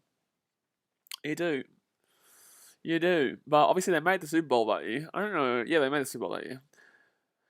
Vincent Larrikin says, Vontae's perfect pumped Antonio Brown. Okay, what's the relevance to this whatsoever? Why are you referring to that? Jill says Chiefs might trade for Marlon Mack, I've heard. Really? Marlon Mack? Well, I did hear, obviously Clyde Edwards-Helaire is injured for a significant amount of time, so I think they do need to obviously get a running back, because they do have Darrell Williams, but he never really ended up being the guy that they wanted. So 1st and 10 here, 10.5 minutes to go here of the first half at the 39-yard line, and they're going to run this ball here for an easy 6-yard gain there. Nice little gain there for Leonard Fournette. League Zone commentary said they made Jared Goff look very good. Jared Goff is decent. He's not horrific. I don't understand the shtick that he gets, but he's not great. But he is definitely not as bad as people do make him out to be. But he's not unbelievable. He's not going to win you a Super Bowl, put it that way. He's not going to win you a Super Bowl. But he's not as bad as that comment makes it out to believe. So 2nd and 4 here. 13 from 14 for Tom Brady with 127 yards and 2 touchdowns. And they're going to run the ball again here. And they're going to go for about a 2-yard gain. Maybe even a 1-yard gain. Not even too sure. I think it's going to be 3rd and 3 or 3rd and 2. Not sure. Not too sure. So it is going to be 3rd and 3, I think. I think that was only a 1-yard gain there for the Buccaneers. So good stop there. 3rd and 4. They didn't actually gain anything. They didn't gain anything. Jules, what was the best running back season you've ever seen? I've ever seen? I'm only a relatively new NFL fan, so I've only been watching the game for about 10 years or so. I've only been a fan of the Detroit Lions since about 2013, 14. But obviously since before then, I was still watching the game. 1 second here. 4 yards out, 3rd and 4 here. Philadelphia have actually started to lock down a little bit more on defense. Tom Brady over the top, and that's going to be good defense. Picked off. That's picked off, I think. I think this is picked off here by the Eagles. I think this is picked off. It is going to be an interception here. Does he catch this before it hits the grass? At the moment, they're calling it a pick. Does it hit the grass first? Oh. Yikes. It does bubble a little bit. This could actually be taken away here. This is tight. I think he might get this. I think it'll be... They'll probably check it. But this is looking like it's an interception here for the Eagles. For now, they're going to probably look at it. But in the same sense, I think this should be okay. I think his hand's underneath it. That's a pick. Mate. That's a pick, mate. But best running back season I've ever seen, Jill. I would nearly say DeMarco Murray is definitely up there. I would definitely say DeMarco Murray is definitely up there for that 2016 season or 2015 season. Who else? I would probably say the best one I've seen, DeMarco Murray so far. Jared Goff was good, but in the same sense. Let me know in the chat, guys, who your favourite running back season was, sorry. Like, who you thought had the best running back season that you've seen personally. Mine was personally watching DeMarco Murray tear it up for the Cowboys. I think it was back in 2016. 2012, Adrian Peterson was amazing. I forgot about that one. Yeah, that was an incredible year. Adrian Peterson was such a beast back in the day. Even when he played for the Lions a couple of years ago, and also Washington, he still had the quality in him. He just obviously was a little bit too old. But in the same sense, he was still balling, man. He was still balling for the Lions and for Washington. I think it was a year or 2 years ago, maybe in 2019. I think it was. If I'm not mistaken. Alexander Matthews says, yes, Jared has made the Pro Bowl. Yeah, Jared's okay. He's fine. Woe was me says 2006, LaDainian Tomlinson. That was a little bit before me, man. 2006. That was actually the year before the Lions went the 0-16 season, if I'm not mistaken. Was it 2007? Was it 2007 the Lions went? Actually, I'm going to... Chris Johnson used to be really good, Jill. Yes, for the Titans. Chris CJ2K, my goodness me. What year was that he had that big year? I remember before I even watched the NFL, I liked Chris Johnson. The NFL here. When was that year? What was the year, though? Was it like 2010 that he had that year, or 2011? He had a very good career, let alone season. I think he ended up winding down at the.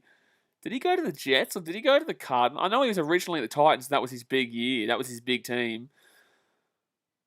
No. Alexander Matthews. We're talking about running backs here, not quarterbacks. NFL Offensive Player of the Year 2009. So 2009 probably would have been the year then. The NFL Offensive Player of the Year, All Pro, first team All Pro. Rushing yards lead 2009. So 2009, 2,000 yard club. Yeah, 2009 was the year for Chris Johnson. So how old was I? I was about 15 years old. Yeah, so that was... I'd been probably following the NFL since about 2007, but I just didn't really... If they call this as not a catch, it's pretty ridiculous. They're going to potentially reverse this, they're saying. Alexander Matthews says running back Barry Sanders. Did you see personally Barry Sanders? I didn't get to obviously watch him. Dad says DeMarco Murray or Gurley for me. Yeah. I don't know. I think DeMarco Murray for me. But yeah, Gurley. These are obviously very new. So a lot of the older NFL fans in the chat would be like, "Oh, it's very recency bias." That's because obviously we're relatively new to it. But yeah, I would say Chris Johnson 2009 because I remember falling in love with Chris Johnson as a player, as an early NFL fan too. Yeah. Last year, Derrick Henry had over 2K yards. Yeah, I think Derrick Henry had a very good 2019 too. I think it was... When did he come out? 2018, he was still looking. We're still waiting for this pass to be said if it's complete or not complete, by the way. This pick to be a pick or not. I think they're going to actually overturn it. I do. I think they're going to overturn it, to be honest with you. Because there is that little bubble. There is that little shake. And any kind of shake, they say that it's using the grass and using the ground as assistance. I personally think he catches that, though. But... So, booth review here. This would be the first interception in 219 attempts for Tom Brady if this is called as a pickoff, even though obviously it was just a massive deflection pick. Jamal Charles was so good. I remember Jamal Charles in 2013. I had him in fantasy. He had one of the best fantasy years ever for the Kansas City Chiefs, and that was a team that wasn't great, remember? Like, that was a Kansas City Chiefs that weren't as good as they are nowadays. They had as their quarterback... Oh, man. What was his name? They're still looking at this, by the way. We're still waiting here. I think they may keep the call on the field because there's inconclusive evidence, maybe. But yeah, Jamal Charles was fantastic in 2013 for the Chiefs. Alex Smith, yeah, that's the one. I was thinking Smith, but I kept getting confused because Devontae Smith's playing this game and I didn't want to... I don't know. My mind was frazzled. Alexander Matthews says, yes, I did. I'm 49 years old. Seen Barry a lot. Yeah, good stuff, man. Barry Sanders. Obviously, I know all about him. I didn't get to watch him live, but I know all about him. Actually, I've got a Barry Sanders shirt. It's in Fiji, though. It's not here. Otherwise, I'd be wearing it right now. But we're still waiting here. This is a big booth review. Big booth review here. Massive. Jill says, I'm from Kansas, so I've been a Chiefs fan my whole life. Yeah, good stuff. Obviously, you guys weren't great a couple of years back. You guys weren't great about 10 years ago, but yeah, Jamal Charles was a big one. But for me, I'd say DeMarco Murray 2016 was the best one I've seen, or Chris Johnson. Still waiting here. Like, we've been waiting here for about 10 minutes now. I dead set think this has been about a 10-minute wait. Matt Cassell. What a man, woe is me. What a man. 1 second. Pass incomplete. They have, after all that, they've actually overturned it. That's crazy that after all that, they've overturned that. So it's going to be a third down stop. So it's going to be 4th and 10 anyway. So either way, it'll be Eagles getting the ball here. But I can't believe Matt Cassell, though. What a man. That's Carson Wentz is actually... Not Carson Wentz. Who was that guy who used to play a long time for the Cardinals? Carson Palmer. They asked him Palmer. Matt Cassell is goated. I don't know why Matt Cassell and Carson Palmer just related to me, but they did. But Carson Palmer for the Arizona Cardinals, eh? So it has been overturned here. It'll be 4th and 4 here for the Bucs, and they're going to be booting this one right away for the Philadelphia Eagles to bring it back. And Pinion will whack that one down deep, and it's going to be a fair catch here, 12 yards out. Inside the 10, sorry. Inside the 10. So it'll be a 44-yard punt there. Jill says Carson Palmer was so good with the Cardinals. He was very good, yeah. He was very underrated. He was very underrated there. Actually, isn't that game on today in the Major League Baseball? Ooh, who was playing today? Isn't it the Giants Dodgers win or go home? Yeah, that's a huge rivalry there. The Dodgers and the Giants, probably arguably number 2. I'm a Cubs fan, so I would say number 3 behind the Cubs and Cardinals. But obviously, Giants and Dodgers are good right now, so you'd argue that. But huge game there. 1st and 10 here at the 11-yard line. I was right. The commentary was wrong. Take that, commentary. Jalen Hurts here runs right-hand side, and guess what? Look at that again. Loses a yard. Oh my God. When will they learn not to run the ball? When will they learn not to run the ball? They've had like 4 rushes and they've lost like 4, 5, 6 damn well yards. 2nd and 11 here. That's just so stupid. Alexander Matthews says Ricky Waters. Ricky Waters played for Niners Seahawks. He was very good. Gilles, I thought for sure the 2015 Cardinals were a Super Bowl team. They were flying, but unfortunately the Cardinals have a really tough history. Cam Newton, he had a very good quarterback year back in 2017, was it? I can't remember. All right, so it's going to be Philadelphia here at their own 10. So 2nd and 11, right-hand side. Easy throw, easy catch. Zachy Ertz with the ball. And that's going to be about a 16-yard gain. That's going to be a 16-yard gain there. So this time, finally, Jalen Hurts actually found a way to throw the pass and actually not underthrow it or overthrow it there. So it'll be 1st down. And Zach Ertz having a good game here, considering that we've seen Dallas Goedert be out injured. So Hurts here, 54 yards in the game so far. Not a great game passing-wise for him so far, but still a long way to go. 26 yards out from their own in goal. 62 total yards, 165 though in favour of the Bucs. That's outrageous. But Jalen Hurts, deep throw. Oh, picked off. That's terrible. Well, that is horrific. That is absolutely horrific there from Jalen Hurts. He has been woeful. Quez Watkins was the target. He has been woeful in this game. I'm sorry, but he has been horrific, Jalen Hurts. Jill says, if you're going to watch a retired player again, who would it be? Megatron, yeah. Calvin Johnson. Oh, man. That is another overthrow pass. And also, secondly, why are you throwing it there? Like, there was never, ever an opportunity there. Like, Jalen Hurts has looked terrible today, man. So another pick-off and just woeful. And even the sideline... The sideline Buccaneers staff were laughing at that, thinking, what are you doing? Alexander Matthews says, who's the Lions' number 1 wide receiver, BK? I overall, like all time, or are you talking about right now? Because right now, I think Amon-Ra St. Brown's going to get the job this week. Buccaneers over the top there, and I think that's an incomplete pass. I was surprised. Because he got hit as he was throwing that. It was actually not too bad of a throw, considering he got hit as he was throwing that. So it's going to be 2nd and 10 here with the Buccaneers. But if you're talking about right now, I actually think Amon-Ra St. Brown is going to be this week's number 1. Last week he was the number 1 target too. Last week was the number 1 target as well, and especially against Cincinnati, I would definitely give it a shout. I've got him. I've actually picked him up in my fantasy team, so I'm going to put him as my flex. So 14-7 run out of the Bucs, 16 dropbacks, 0 sacks, and 2 knockdowns for Tom Brady so far. 127 yards thrown. Alex Smith says hi. Hello, Alex Smith. The ex-Kansas City Chiefs quarterback is here. And good run. That's a really good pass there to is that Cameron Brate? It is Cameron Brate, yeah. It is Cameron Brate there. So a catch and run of about 12 yards. Wowee. Alexander says right now, yeah. I would dead set go Amon-Ra St. Brown. This week, anyway, and going forward. He's had a lot of targets, and Jared Goff seems to like him. And actually, early days this season, Amon-Ra St. Brown was actually open quite a lot that Jared Goff wasn't looking at. Now he's looking at him, he's finding him, he's finding those open gaps. So it's going to be a run here for Tampa Bay, and they're going to take it down here at the 37-yard line, so maybe a 3-yard gain there. Maybe a 3-yard gain, 2nd and 7, I would say. 2nd and 7, 2nd and 8. It'll be 2nd and 8. It will be. Jill says, why the Lions get rid of Kenny Golladay? Because we're the Lions. Because we're Detroit. We don't know what we're doing. When we know what we're doing, there's a problem. When we know what we're doing as the Detroit Lions, we know there's an issue and there's a problem because our team doesn't know shit in regards to what we're doing. You know what I'm saying? We don't know nothing.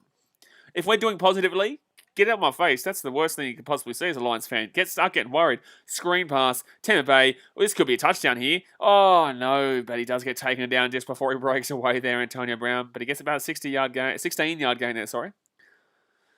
John says, get a job, go work. I'm going to have to pass, man. I'm going to have to pass on that one. Thank you very much for the kind words, though, my guy. I'm going to sit here and continue to watch the football.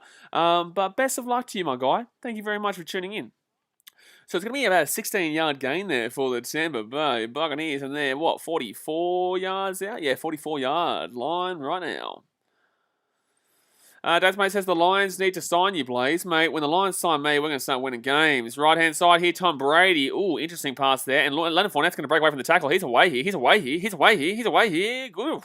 Post-contact for about 20 yards.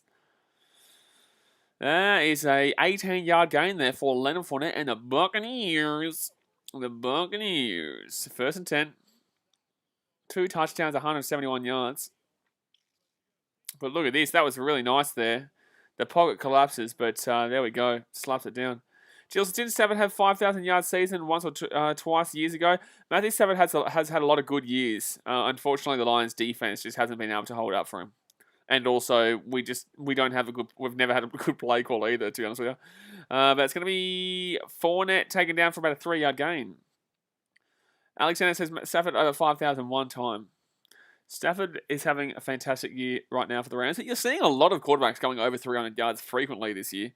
Like this year, it's not like this year we've seen the outlier being a 300-yard game. We're seeing frequently 400-yard games this year. We're seeing 400-yard games multiple times this year, which is absolutely crazy. So 2nd and 8 right now for the Bucs. They're 24 yards out. Drops it back here. Tommy Brady over the top. Screen. Right-hand side. And this is going to be a great gain here for O.J. Howard for about a 13-yard gain. Danny says Antonio Brown's breaking the curse. 16.2 fantasy points. He might even score another touchdown here. It's only the first half. My goodness me. He's having a good game. He's having a good game here. But O.J. Howard, he is lapping up the missing Rob Gronkowski spot. He is absolutely having a ball here. Jill says it amazes me how Brady is just as good as he always has been. He's actually better than his 20s. Like we said in the stat before, he's actually better right now in his 40s than he has been in his 20s. He's throwing for more touchdowns, more passing yards. Well, maybe not passing yards, sorry, but more touchdowns and whatnot in his 40s than his 20s. And that's going to be Godwin for about a 4-yard gain there. It's going to be 2nd and 6. 2nd and 6. 17 for 20 with 182 yards, 2 touchdowns, and 0 interceptions for Tom Brady. Couldn't debate that 0 interceptions one, but in the same sense, I would argue that they got the call right. There. But tell you what, Jalen Hurts is having an absolute shocker of a game. Jill says, we need to savor watching Brady. There will never be another one like him. Never's a long time. Never is a very long time, Jill. I will disagree with you on that one. But in the same sense, you absolutely need to savor watching Tom Brady. Just appreciate greatness right now. Don't think about the future. Don't think about the past. Just appreciate it. That's what I say with LeBron too. You know, I'm a Chicago Bull fan. It was after Michael Jordan. No, 1 second here. Oh, is that picked? No. It's actually going to catch there. And they're going to be maybe inches short. Maybe 3rd and 1. 3rd and 1 or 3rd inches? No, it'll be 3rd and 1 here. It will be 3rd and... It'll be 3rd and 1, basically. So, but yeah, you just have to appreciate greatness right now and just watch and enjoy, man. You know, who cares about what happened in the past? Who cares about what happens in the future? Just enjoy the greatness that we're seeing. Alexander says, you probably don't get much sleep. You cover about every single sport. I do get quite a bit of sleep. It's just obviously, you guys see me on quite a lot, so you don't kind of notice when I'm not on, if you know what I'm saying. So 3rd and 1 here, and Tampa Bay will run it. Fournette will break the... Well, he won't get the touchdown, but it'll be a first down. Dasmate says, people love to hate on success. Exactly right. You know, they grew up watching, for example, let's use the Michael Jordan and LeBron James argument. People grew up with Michael Jordan, so they refuse to appreciate what LeBron brings to the game simply because of the happiness that Jordan brought them, and he's their historical legend. The kids nowadays, they grow up watching LeBron, and that's who they enjoy watching it. In 10 years' time, we're going to see somebody else come through. We might even see someone arguing Luka Doncic or Giannis Antetokounmpo, which is not going to be the case with Steph Curry. But overall, the point of the matter is that people see what they see now. It's all about, once you realize that life is all about perspective and that you're always going to have a disagreeing opinion, that's why when people like John come and say, get a job, it's like, all right, man, that's the best you got? Like, come on, man. Like, you just got to ignore people, bro. And that's why I get a lot of messages on Instagram from people saying, like, how do I start a YouTube? Like, can I, what do I do? The main thing for me, consistency and just knowing not to give a shit what people think, right? Because there's always going to be someone who doesn't like you. Always. No matter how successful you are. But Tampa Bay here, they're first and goal here at the 3-yard line. First and goal here at the 3-yard line. Jill says, do you ever watch old classic NFL games? I don't really have time, Jill. On this channel, I stream NFL. I do the NBA, 2 games a day coming up this week. We do rugby league here. We do rugby union. We do some cricket World Cup coming up as well. We've got the footballers and Premier League on. So I don't really have enough time to go and watch old games. I obviously just watch all the live content and smack it out. But if I had the time, I would, but I just don't. Also got some boxing coming up soon. Maybe the UFC here and there. Whenever the big UFC fights is when I'll do them, and the big boxing fights is when I'll do them. But obviously there is a couple coming up, and I believe Tommy Fury and Jake Paul are actually going to get into the boxing ring together, which should be interesting. Cue the people now telling me that it's an embarrassment to the sport. Jill, ever watch college basketball? My first ever live streams on this channel was actually when I was in Chicago and I streamed the March Madness, and I actually got the bracket so close. Like, obviously, it's nearly impossible to get that bracket right. I think I was only 5 off getting a perfect bracket, 5, which is horrifically, scarily close, right? Or it might have been 6, but it was maybe 6.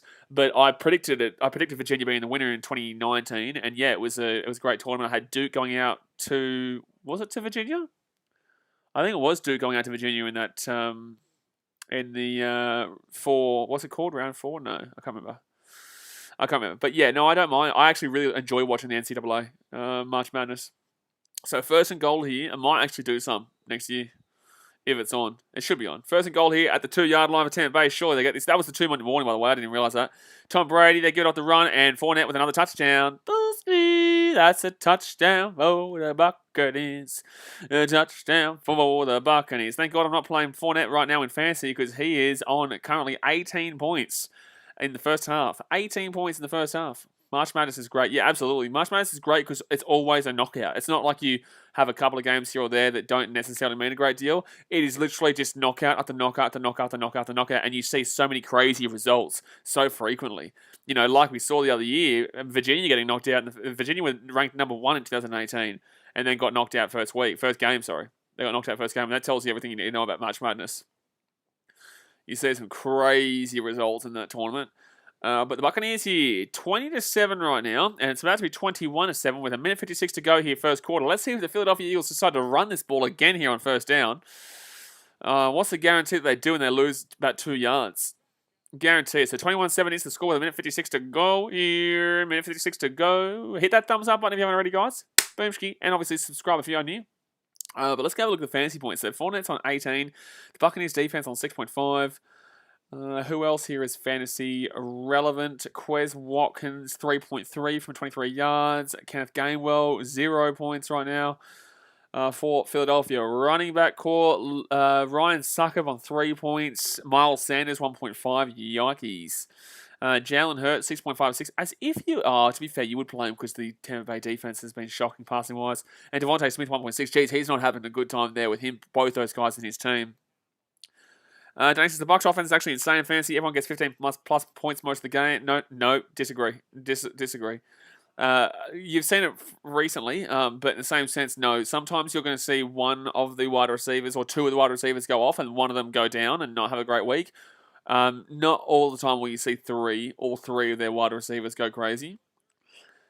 Jayco sub have Antonio Brown, Fournette, and Godwin in multi. You reckon I'll get the last leg, Blaze? Who do you need to? So you only need Godwin now. You only need Godwin.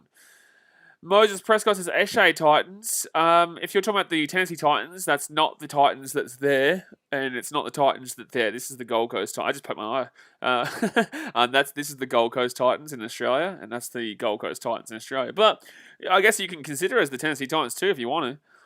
I wish I was a Titans fan in the NFL, man. I wish. Like, I wish, man. Please get me out of this misery. Yeah, I wouldn't necessarily say no.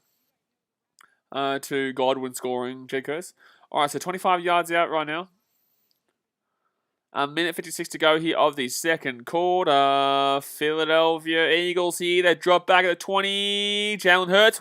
Look at this. He's going to run it again, isn't he? I know he's going to pass it, and it's going to be a gain of... Oh, no, he's not going to gain nothing there. He's going to drop the ball.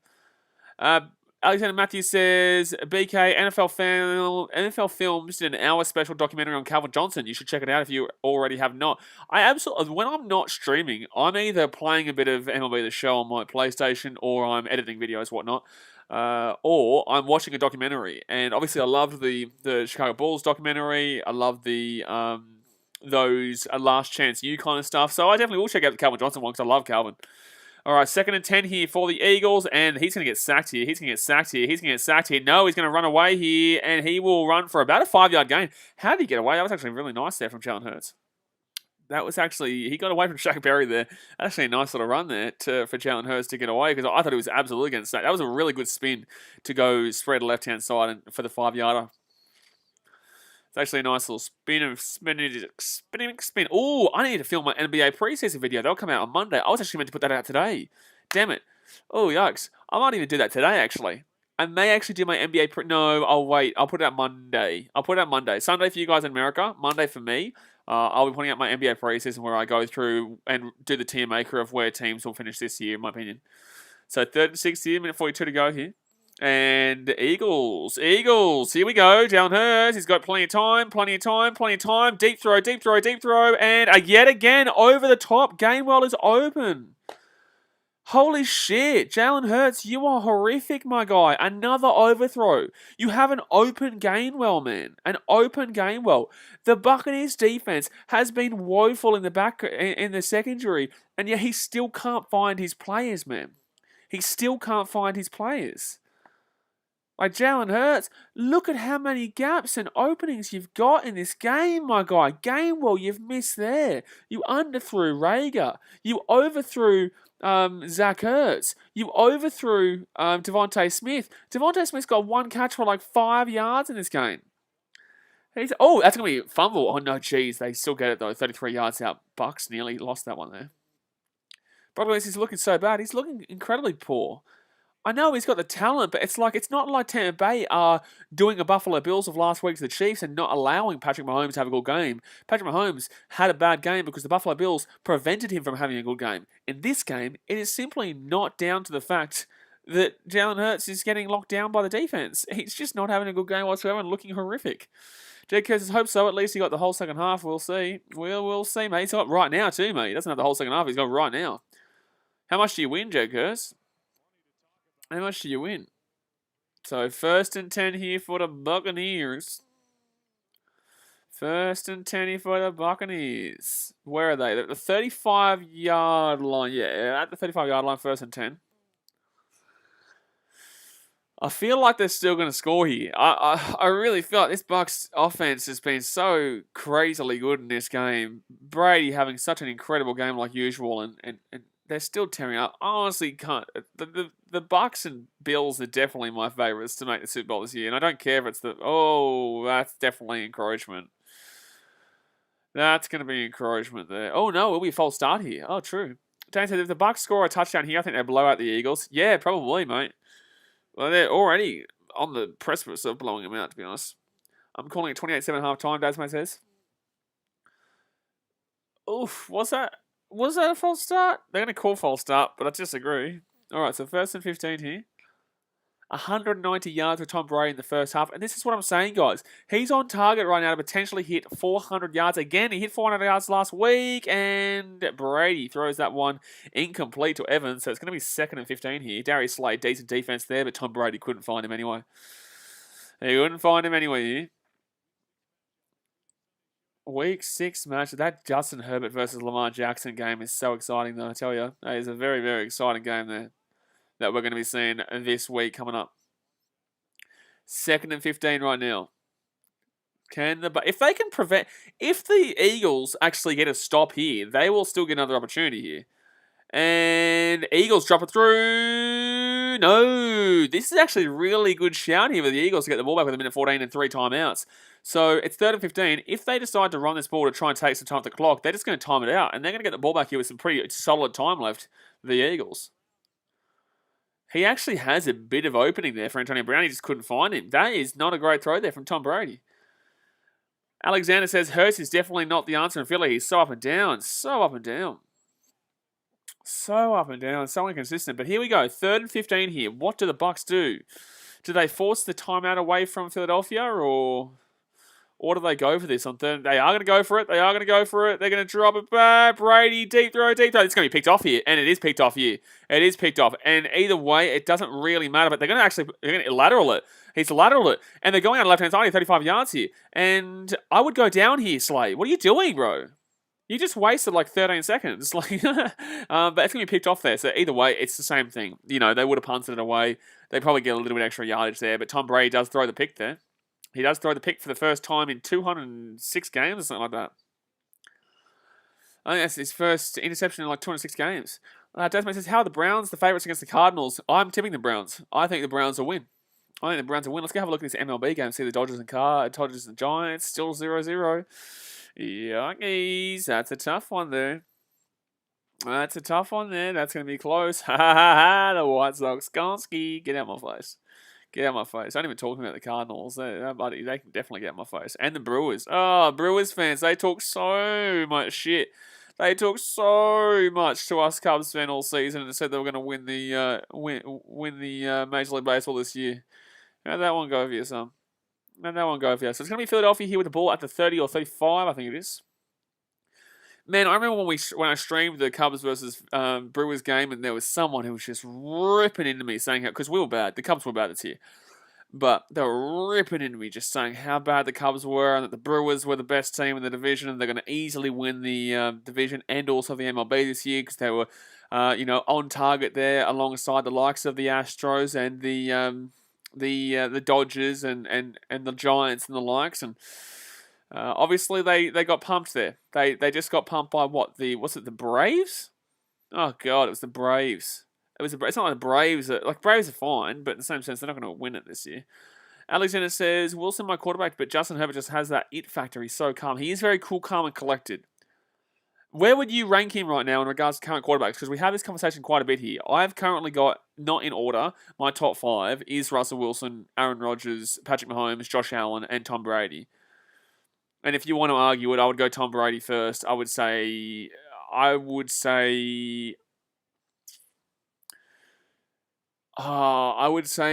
probably still say Patrick Mahomes second. I would. I know we had a bad week against the Bills last week, but the offense is still pretty solid this year, besides that one with the quality. But he didn't have a great week last week, but I'm not going to let the hype train derail my thought process on Mahomes. Then maybe Rodgers I'd put Rodgers in 5th, to be honest with you. I would genuinely have Russell Wilson in 3rd, and then 4th would be... Who else did I have? Did I say Lamar Jackson? Oh, I don't know. Lamar did pretty well in that second half last week. That's hype train shit as well. Josh Allen just behind. Josh Allen 4th. Not sure. It's close. And then I'd have possibly Justin Herbert. But then you've also got to weigh in Lamar Jackson or Kyler Murray as well.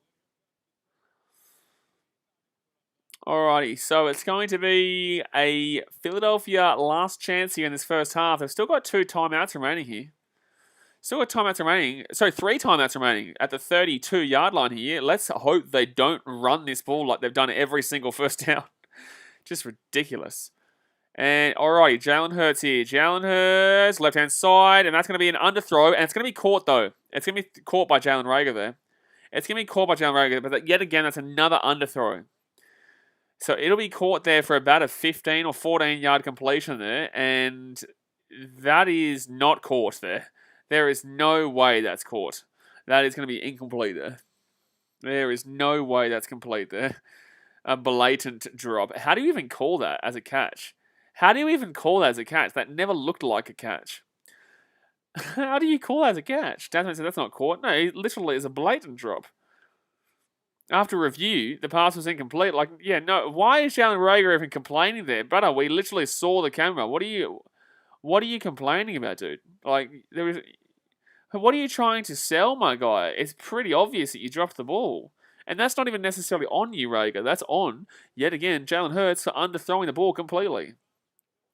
But still 3 timeouts in Philadelphia with 53 seconds. Why was there 38? Oh, that's right, because they rolled the clock. So 53 seconds to go here. 2nd and 10 at the 32-yard line. Devontae Smith one-on-one. Oh, no, there's no one-on-one. They've got safeties out back. They've got safeties out back there. And Devontae Smith, he's going to get sacked here. No, Jalen Hurts here. Left-hand side. That's going to be an incomplete pass again here. It's going to be 3rd and 10. I wonder what Philadelphia Eagles fans are thinking right now. That's my question. I wonder how they're thinking with what's going on right now. Last 4 possessions. A punt. They had 3 plays, 7 yards, 3 plays for 5 yards, 3 plays for 15 yards, and 3 plays for 5 yards. Punt, interception, punt. How poor have Philadelphia been offensively in this first half? It's just out of control, mate. It's just out of control, buddy. Buddy, what you doing, man? Why are you wasting my time, man? So 3rd and 10 here, 46 seconds to go here. I don't think they will not go for it, and they will give 2 timeouts plus 46. They'll give plenty of time for Brady to go and still score here. Jalen Hurts here needs something. He's going to run this himself here, and they're going to give Tom Brady 37 seconds and 2 timeouts to get it within range. Jalen Hurts, you are playing so badly here. Big Hole says, if Lamar can carry his team to the playoffs with 20 players on injury reserve, he's surely winning MVP. Yeah, I think that there's definitely some good shouts to some other players, though, man. But look, he struggled. He came back in that game against who did they play last week to come back in? I can't remember. It was the Colts. They were down big and came back, but he was pretty poor before that. But I can't believe they're giving this much time again. The Philly fans are booing for a reason, Des, mate. Philly fans are booing for a reason. 31 seconds and 2 timeouts. 31 seconds and 2 timeouts here for the Bucs. Jalen Hurts has been horrific. Like, he's got no excuses here. It's not it's not this defense. The Buccaneers defense have left a lot of players open here today. And the passes he's throwing are the open guys. But they're overthrown or underthrown. And majority of them are being underthrown. He can't find the magic, son. He can't find a magic. No magic there. But 31 seconds to go here. And 2 timeouts here for the Bucs. They're at the 22-yard line here. Can't believe they gave him another opportunity here. As if you would give Brady another opportunity in 2 timeouts. All right, that's going to be a screen. Oh, they're going to lose some yardage there. Oh, geez, that's not good. They lost that by about 5 yards there. Giovanni Bernard will lose about 5 yards on that play. 4. 2nd and 14, I'd say. And they're pretty happy to actually leave this as a 14-point game here. They're not even going to use the timeout, Tampa Bay. Big Hole says, suck it, field goal incoming. No, they're actually not going to score here. They're actually going to waste the time, and it's just going to be half time here. Surprised they didn't go for a big throw, but Philadelphia fans are booing in the crowd. They are absolutely booing, and I absolutely understand why too. They've been woeful offensively, and Jalen Hurts should be taking a majority of this blame because his receivers have been getting open. So yeah, that is half time. Let's go here and have a look here at some of these statarunos, the stats here. Let's go into the game. So 14 points to 7 in the first quarter. It was actually a bit of a false start there, a bit of a lying start for the Eagles by scoring that opening touchdown because there was a lot wrong with that drive. But Eagles so far, 54 yards in the air with 1 touchdown, 1 interception, 5 for 14 completions for Jalen Hurts. Woeful. In the running game, Jalen Hurts, 6 carries for 20 yards, but those 20 yards have come off the back of 2 broken plays. When they've actually rushed the ball, they've only gone for about, minus 6 yards when they've decided to rush the ball. And that's why they should stop rushing the ball, but instead they continue to do that. Receiving-wise, Quez Watkins, 1 reception for 23 yards. Zach Ertz, 2 receptions for 21 yards. Devontae Smith, 1 reception for 6 yards. Miles Sanders, 1 reception for 4 yards. And then Gainwell and Rager both haven't got a catch yet, even though both have been targeted. That's because he's overthrown them or underthrown them. Moving on to the Buccaneers, a healthy amount of yards here. 186 yards now for Tom Brady. He lost 4 yards with that throw. 2 touchdowns and an interception. 20 completions for 26 attempts. Leonard Fournette, 12 carries, 40 yards, 3.3 on average, and 1 touchdown, with Ronald Jones lapping up 2 carries for 7 yards. Receiving-wise, Antonio Brown, 5 receptions, 52 yards, and a touchdown. Chris Godwin, 5 receptions, 43 yards. Leonard Fournette, 4 receptions, 40 yards. Mike Evans, 1 reception, 22 yards. OJ Howard, 2 receptions, 1 touchdown, and 12 yards. Cameron Brate with 1 reception for 12 yards, with Ronald Jones 1 for 9. And then Giovanni Bernard, 1 for -4. So that is what we've seen here in this first half. We've still got a whole second half to go, but shoot through your questions in your chat in the comment section, guys, because it's been a really poor first half there by the Philadelphia Eagles. Now, I want to get through some of these Major League Baseball scores. Oh, yeah, so it's 0-0 in the Giants-Dodgers game. That's a big one. Anything going on in the NBA preseason right now? Let me know in the chat who you go for on the NBA too, by the way, guys. And also, let me know who you support in the NFL as well. It'll be interesting to see kind of who the people are that watch this channel and who they do support. The Nuggets are beating the Thunder 89-88 right now, 6.5 minutes to go. Nets beat the Timberwolves 107-101. Interesting news there in regards to Kyrie Irving, obviously. Jazz beat the Bucks yesterday. I was meant to stream that game, but I didn't. But the Jazz beat them 124-120. Giannis was on as well. It was basically 2 full teams. Brook Lopez, Giannis Antetokounmpo, Chris Middleton. J.R. Holiday played as well. Yeah, interesting. So the Bucks, they lost the Jazz there. Yikes. Let's see how that one turns out this year. 18 points for Jordan Clarkson on the bench. He's such a good bench player. Alexander Matthews says, quarterback Ryan, the Titans, or Jared, the Rams? Who's better? Jared, the Rams? What do you mean? Matty Stafford's at the Rams. Or are you saying Jared Goff when he was at the Rams, or Ryan Tannehill who's at the Titans right now?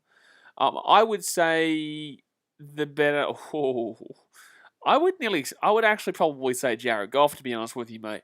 Because Ryan Tannehill, before he got all this, like, you have a look at this team. You take Derrick Henry out of it and say you put a Miles Sanders in. You know what I'm saying? Like, a decent running back, but not a big-time running back that is going to literally change the game. He's just like a bit of a bonus kind of thing for the Philadelphia Eagles.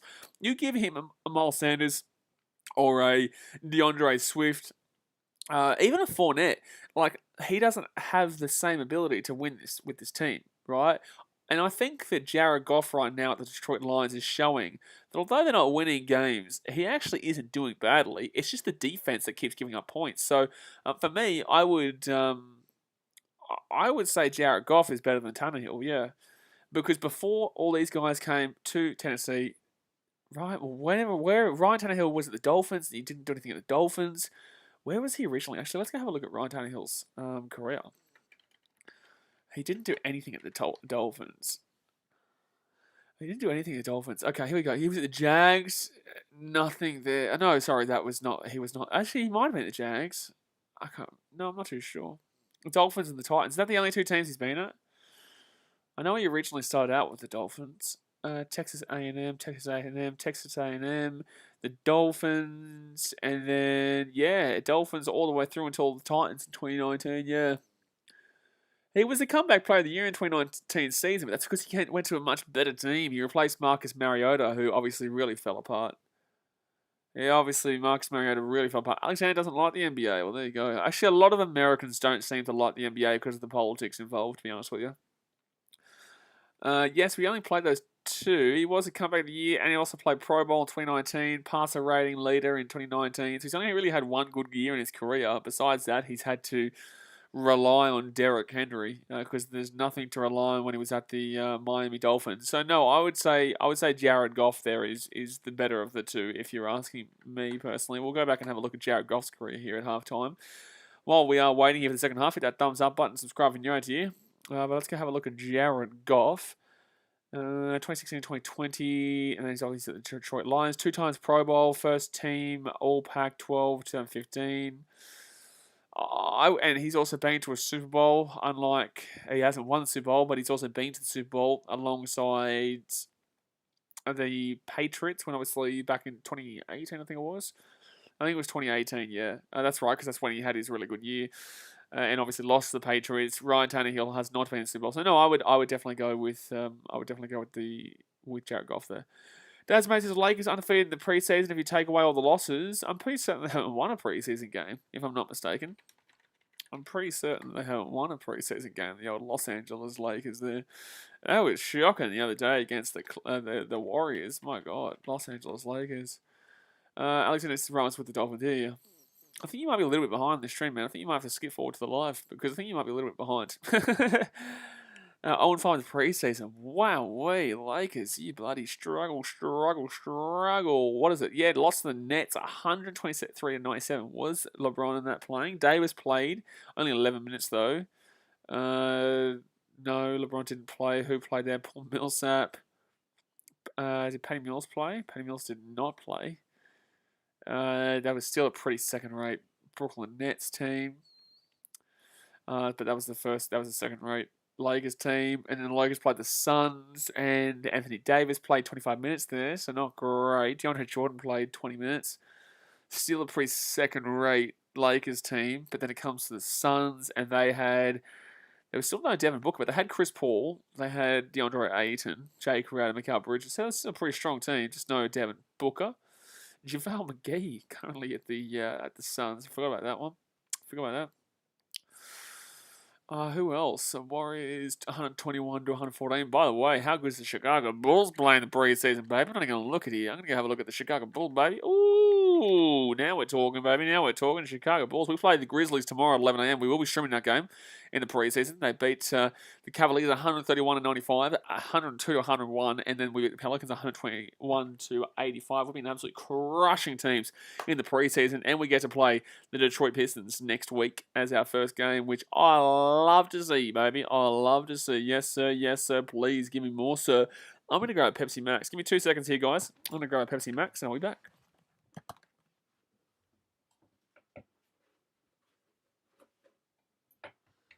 And guess what? I am back, baby. It's very close. I can't wait till I have my own little studio set up, and I have like a what's it called? Maybe like a mini fridge, but like have it on a thing so it's like a team. There's like a design of a team or something like that. From the NFL or NBA or baseball or whatever, and have it there and just open it up, buddy. Get my Pepsi Max out, get my drink out, get whatever out. We don't drink alcohol here though, because I do have to say a lot of stats, and with stats, you don't want to be drinking alcohol. Deco says, who will Dolphins marquee signing? No, we're not going to talk NRL on this stream. This is the NFL, not the NRL. We'll talk about that on Australian sporting streams. Alexander says, no, I'm actually at work trying to keep up. Well, at least you're watching, mate. At least you're watching. That's the main thing. MVP over there. MVP. I'm still waiting here this second half. Warriors and Lakers. Oh, that's right. They start the season off too. Where are you from, by the way, Alex? Actually, no, you're in Seattle, aren't you? That's right. All right, so who starts the season off next week? It's a couple of good games. I will be doing both games, obviously. I don't really do NBA streams, so it's going to be interesting to see how many people turn up from, but... alrighty, so yeah, Bucks and Nets, Lakers, Warriors, well, big couple of games there. And then I'll do Bulls. I can't do any other games. I can only do the Bulls Pistons on Thursday, actually.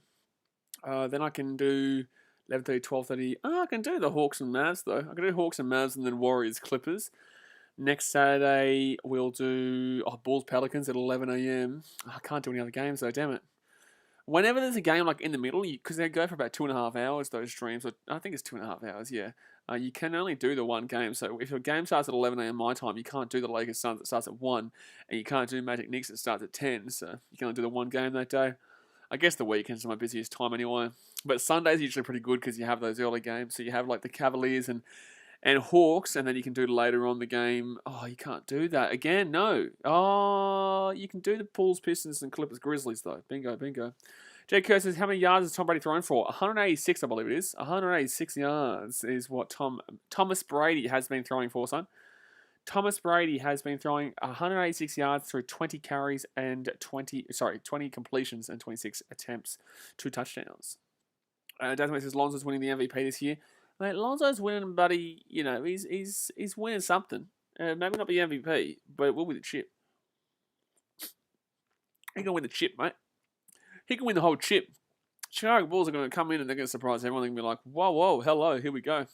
I don't care that we only beat the Cavaliers by, 30 points and whatnot. By the way, the other day in the NBA, in the preseason, the Hornets got beaten by 76 points or some shit. The Hornets got beaten by 127-59 against the Mavericks. Oh my gosh. That is I was meant to stream that game too. I was meant to do it, but I'm not going to do the preseason. Only Chicago Bulls preseason because I can't get behind the Hornets and Mavs. And especially when it was 127-59. And LaMelo did play. LaMelo did play. PJ Washington did play. Miles Bridges did play. Mason Plumlee. It wasn't like it was a crazy out there team. Obviously, yeah, Luka Doncic played. Kristaps Porzingis played. But like, wow, just horrific. It was a pretty strong first team there for the Mavs, but they literally won by 68 points. Like, that's a record, I would say. I'd have to say that's nearly a record. Still waiting for a second half. Oh, it might come back on here. No, not yet. But relax. Over there, relax. I'm considering for the... I'd have to be really quick, though, if I did it. For the NBA, doing one of those sweepstakes, and you get a random team. Daz says, do the Mavs know it's preseason? I don't think so. I think the Lakers don't know it's preseason. I think the Lakers know it's preseason, though, because they are 0-5, like you said. So they would hope that they'd be knowing it's preseason. In the case is, hi, hello, Amelia, how we doing? It's not a great game so far, because right now, Jalen Hurts looks absolutely woeful for the Philadelphia Eagles. Alexander, no, Northern California. There you go. I hope this game gets better. I do. I really, really, really hope. Oh, I got something here. Oh, that's from a place that I'm not going to be mentioning. But here we go. Second half. Get on the way. Running backs. 1 rush for 1 yard. Well done. Fewest in an NFL first half this season. The Philadelphia Eagles have rushed 1 time, technically, with their running backs. So, wow. Wow.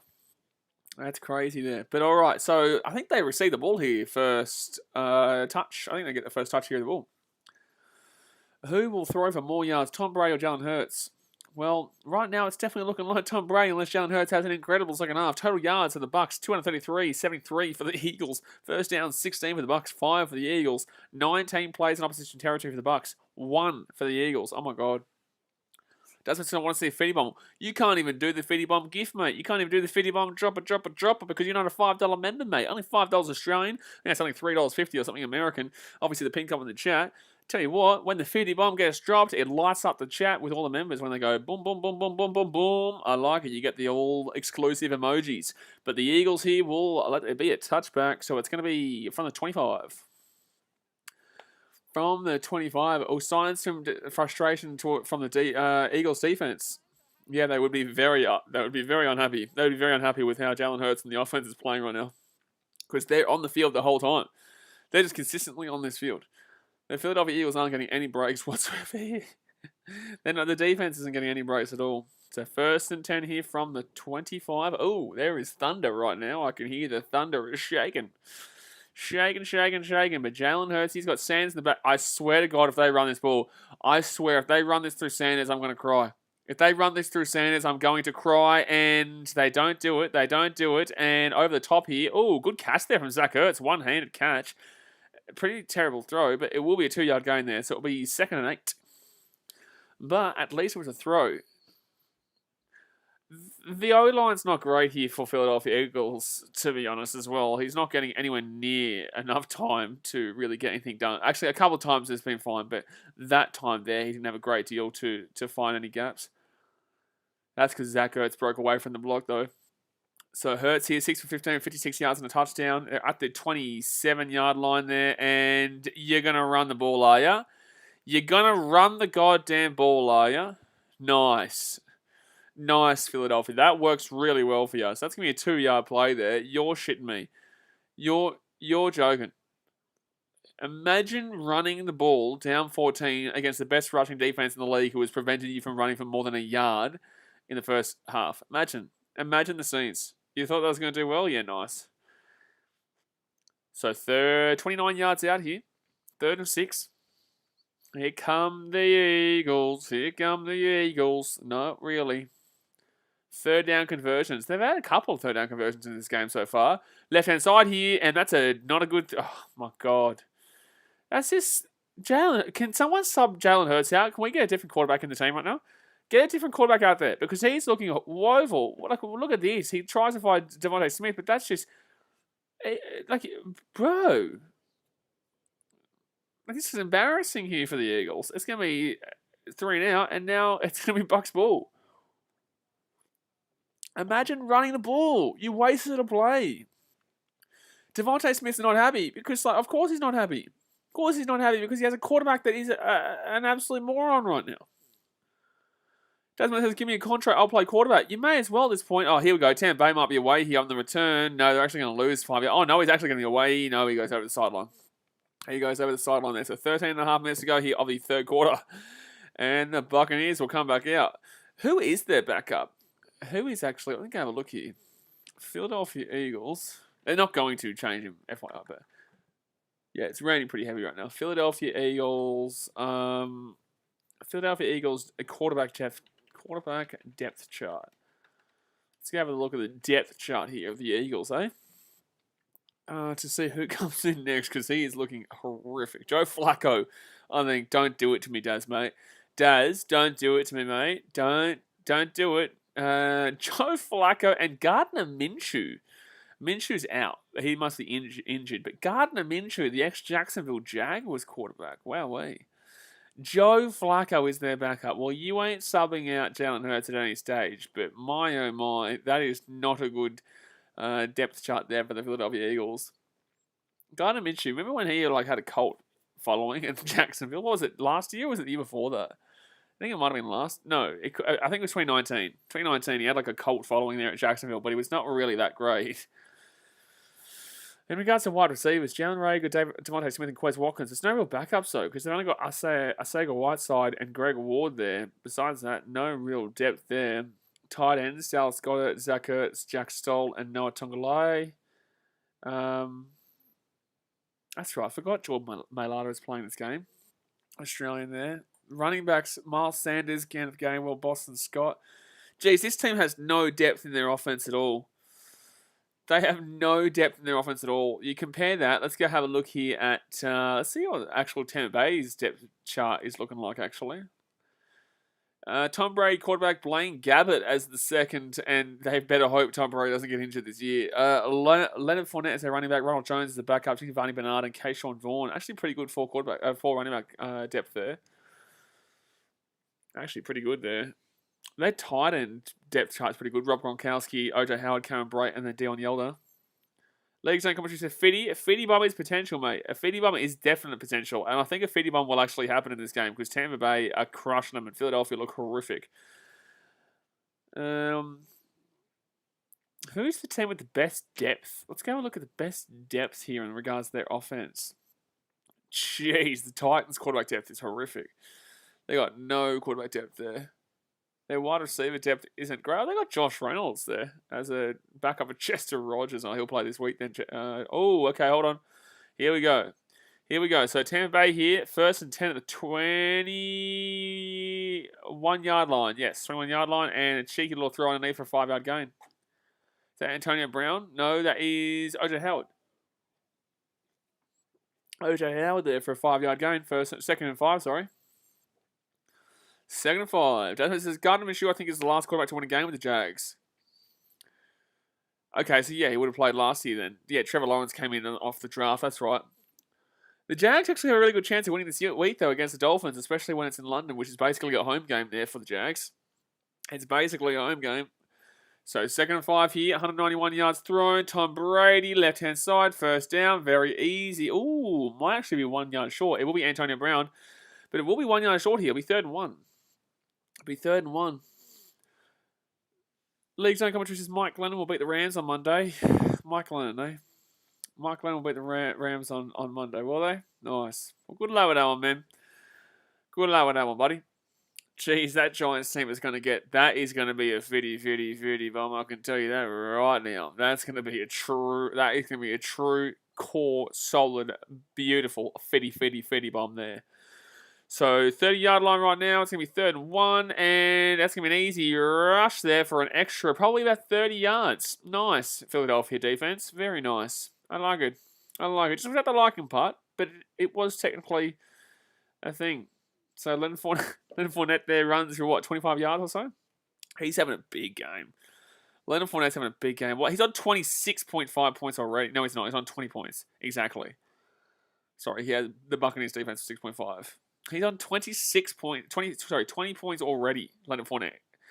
And they're going to run this ball a lot more in the second half, considering that they're already up significantly. But then again, Brady might continue to add this ball out just so that he can keep up with and get these extra 2 touchdowns in this game to reach 600 touchdowns. So here we go. The Fournette's going to run the ball again here. And look at that. Another 6-yard gain. 2nd and 4, baby. League Zone Commentary makes a really good point here. Says, good defense by Philadelphia. Very good defense. But without the good part. And I agree. I do think this is really good defense here from Philadelphia. Just without the really part. And just without the good part. But it definitely is technically a defense. Debatable at times. But technically, it is technically a defense, right? So that's a great point that you make over there. 2nd and 5 here for the 2nd and 5 here for Tampa Bay. That means you're not wrong. I don't think he's wrong. So it's going to be Tom Brady over the top right-hand side, and it's going to be maybe first down to Fournette. Oh, he's having an incredible game, Fournette. That's going to be another... Man, his fantasy game, he's going to get hit 40 points at this rate, I reckon. I reckon he might get another touchdown this game, and I reckon he might hit 40 points. I'm not going to lie. I'm not going to lie. It's actually going to be short. It's going to be 3rd and 1 here. 199 yards thrown for Tom Brady so far with 2 touchdowns. Oh, they're going to run this ball. Total yards. Leonard Fournette, 109. Philadelphia, 77. Wow. Philadelphia, 77 total yards. Leonard Fournette, 109. Get out my face. That's dumb. What are you doing, Philadelphia? And Fournette, yet again, will go for about a 6-yard gain. That'll be about a 6-yard gain, 1st and 10. Hello. Welcome to the party. Welcome to the party. So the Eagles will go to 2 and 4 after this game, and the Buccaneers will go to 5 and 1. But they're going to just continue to run this ball at this point here, because I think they'll get within range, and then Brady will throw it, because obviously he wants to get this record. He'll probably want to get this record tonight, and then they'll just take him out. Play 10s? Yeah, Byron Leftwich. All right, so 1st and 10 here at the 35-yard line. Yet again, another run here. Ronald Jones will only go for about a 3-yard gain, though. So 2nd and 7, I would say. 2nd and 7. Can we see the Philadelphia... Jalen Hurts. Can we see him... can we see him do a Lamar Jackson of last week against the Colts? Probably not. I'm going to go with a big fat no. But, you know, back it in. Just back it in for the sake of it. So rushing yards, 80 for the Bucs, 23 for the Eagles, and 20 of that has come from Jalen Hurts' broken down play. All right, they're not running this one though here. The Bucs at the 33-yard line, drops it back. Tom Brady over the top for a screen, and that's OJ Howard, who's going to... he's still going to get to the 1st down. Easy. It's going to be 1st and 10 here, and it's going to be about a 9-yard gain. Gee, Singleton will get that hit there, but that is a good carry there by OJ Howard. Good. Oh, no, Singleton not with a good hit there, sorry. It was not Singleton with a good hit. He missed his tackle. Otherwise, it would have been a 1st down, but he just got shoved off there by OJ Howard. So 1st and 10, 9-yard gain. 207 yards here for Thomas Brady. Thomas Brady. All right, where are they? 24-yard line. Just go for a deep ball here. Just go for a 23-yard touchdown. 24-yard touchdown, sorry. Oh, no, it's going to be a timeout here for Tampa Bay. Timeout. He will call the timeout. Not that he really needed to. Oh, actually, it was down. The shot clock was about to... It was about to elapse there, so no, probably a good call, to be honest with you. I'm just so disappointed. Like, we've seen so many good games so far this year on Friday, on Thursday Night Football. You know, the Cowboys game versus the Bucs on the first Thursday Night Football game of the year. That was incredible. Then in week 2, we saw Washington Giants, which was actually a really good game. It finished 30-29, and the New York Giants lost that game by being the New York Giants, but that was a good game. The third week was Panthers 24-9 of the Texans, which wasn't great. Then it was the Bengals and Jaguars, and that was actually relatively good. It was a 3-point game, very close there. And then week 5 was the Rams and the Seahawks, which was a very good game. So we've seen a lot of good Thursday Night Football matchups this year, but unfortunately this one is not doing it. It's not great. Not great. And I don't really know why they would have actually scheduled this at the start of the season. There's a lot of other games this week that you could have had as the Thursday Night Football game, but instead they go with the Eagles-Bucs. And before the season started, it's not like the Eagles are really known or thought to do a lot better than what they're doing right now. Bucs are obviously good. I would have always assumed the Bucs to do this, but when it came out of the stats, the Buccaneers didn't have a good passing defense, but they don't. It's just Jalen Hurts can't find his players. He just can't find his players. Titans-Bills is going to be such a huge game on Monday Night Football, though. Monday Night Football, Tennessee Titans and the Buffalo Bills. I actually think the Titans can win that game.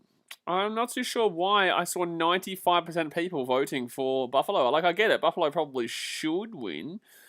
Let's go back here and have a look. Let's see. Colt McCoy is the backup quarterback there at Arizona Cardinals. Wow, didn't even realize he was still going. Chase Edmonds is starting running back with James Conner, Jonathan Ward, and Eno Benjamin. DeAndre Hopkins, wide receiver 1 with Rondale Moore backup, AJ Green, Christian Kirk.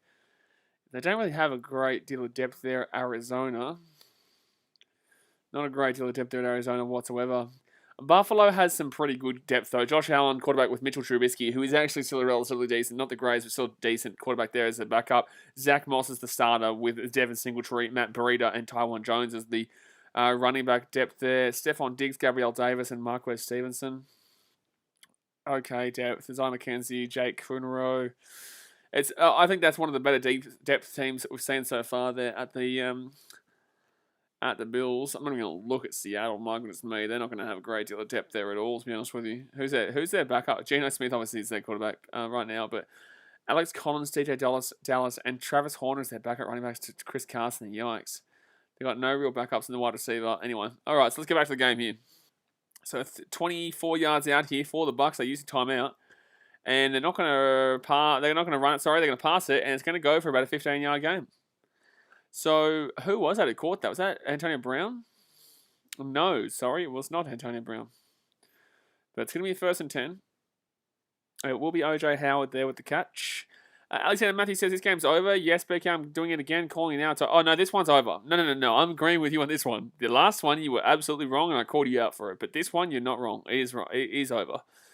League Zone commentary says Freddie Swain's all right for the Seahawks wide receiver. Okay. So 1st and goal here at the basically 10-yard line here. Basically at the 10-yard line. They're going to run the ball and they're going to score a touchdown here. They're going to probably score a touchdown. No, he'll be 2 yards short, I think. Or maybe even at the 1. I think he's at the 2-yard line here. So it's going to be 2nd and goal at the 2. We need to hope that Godwin scores a touchdown here for, I think it was someone had Godwin to need a touchdown here. They're 10 yards out. Now they're 2 yards out. So it's going to be 2nd and goal at the 2-yard line. And Philadelphia fans, they still definitely are booing in the crowd. They are definitely booing, and I would be booing too. 222 yards thrown for Tom Brady with 2 touchdowns, but make that 3. He's about to do it right now. 28 minutes time possession for Buccaneers. 10.5 for the Eagles. Yikes. They're going to run this ball in, actually. They're going to give this ball up to Fournette for another touchdown. No, they are passing it, and left-hand side, and he will not get that. It'll be flagged. Pass interference. Pass interference on Darius Slay. Darius Slay, big play Slay. Can't be making a big play there. So they'll be literally at the half. They'll be 1 yard line. They'll be at the 1 yard line. I know they said the half yard line. The 1 yard line it will be. Yeah, it's a pretty obvious pass interference there.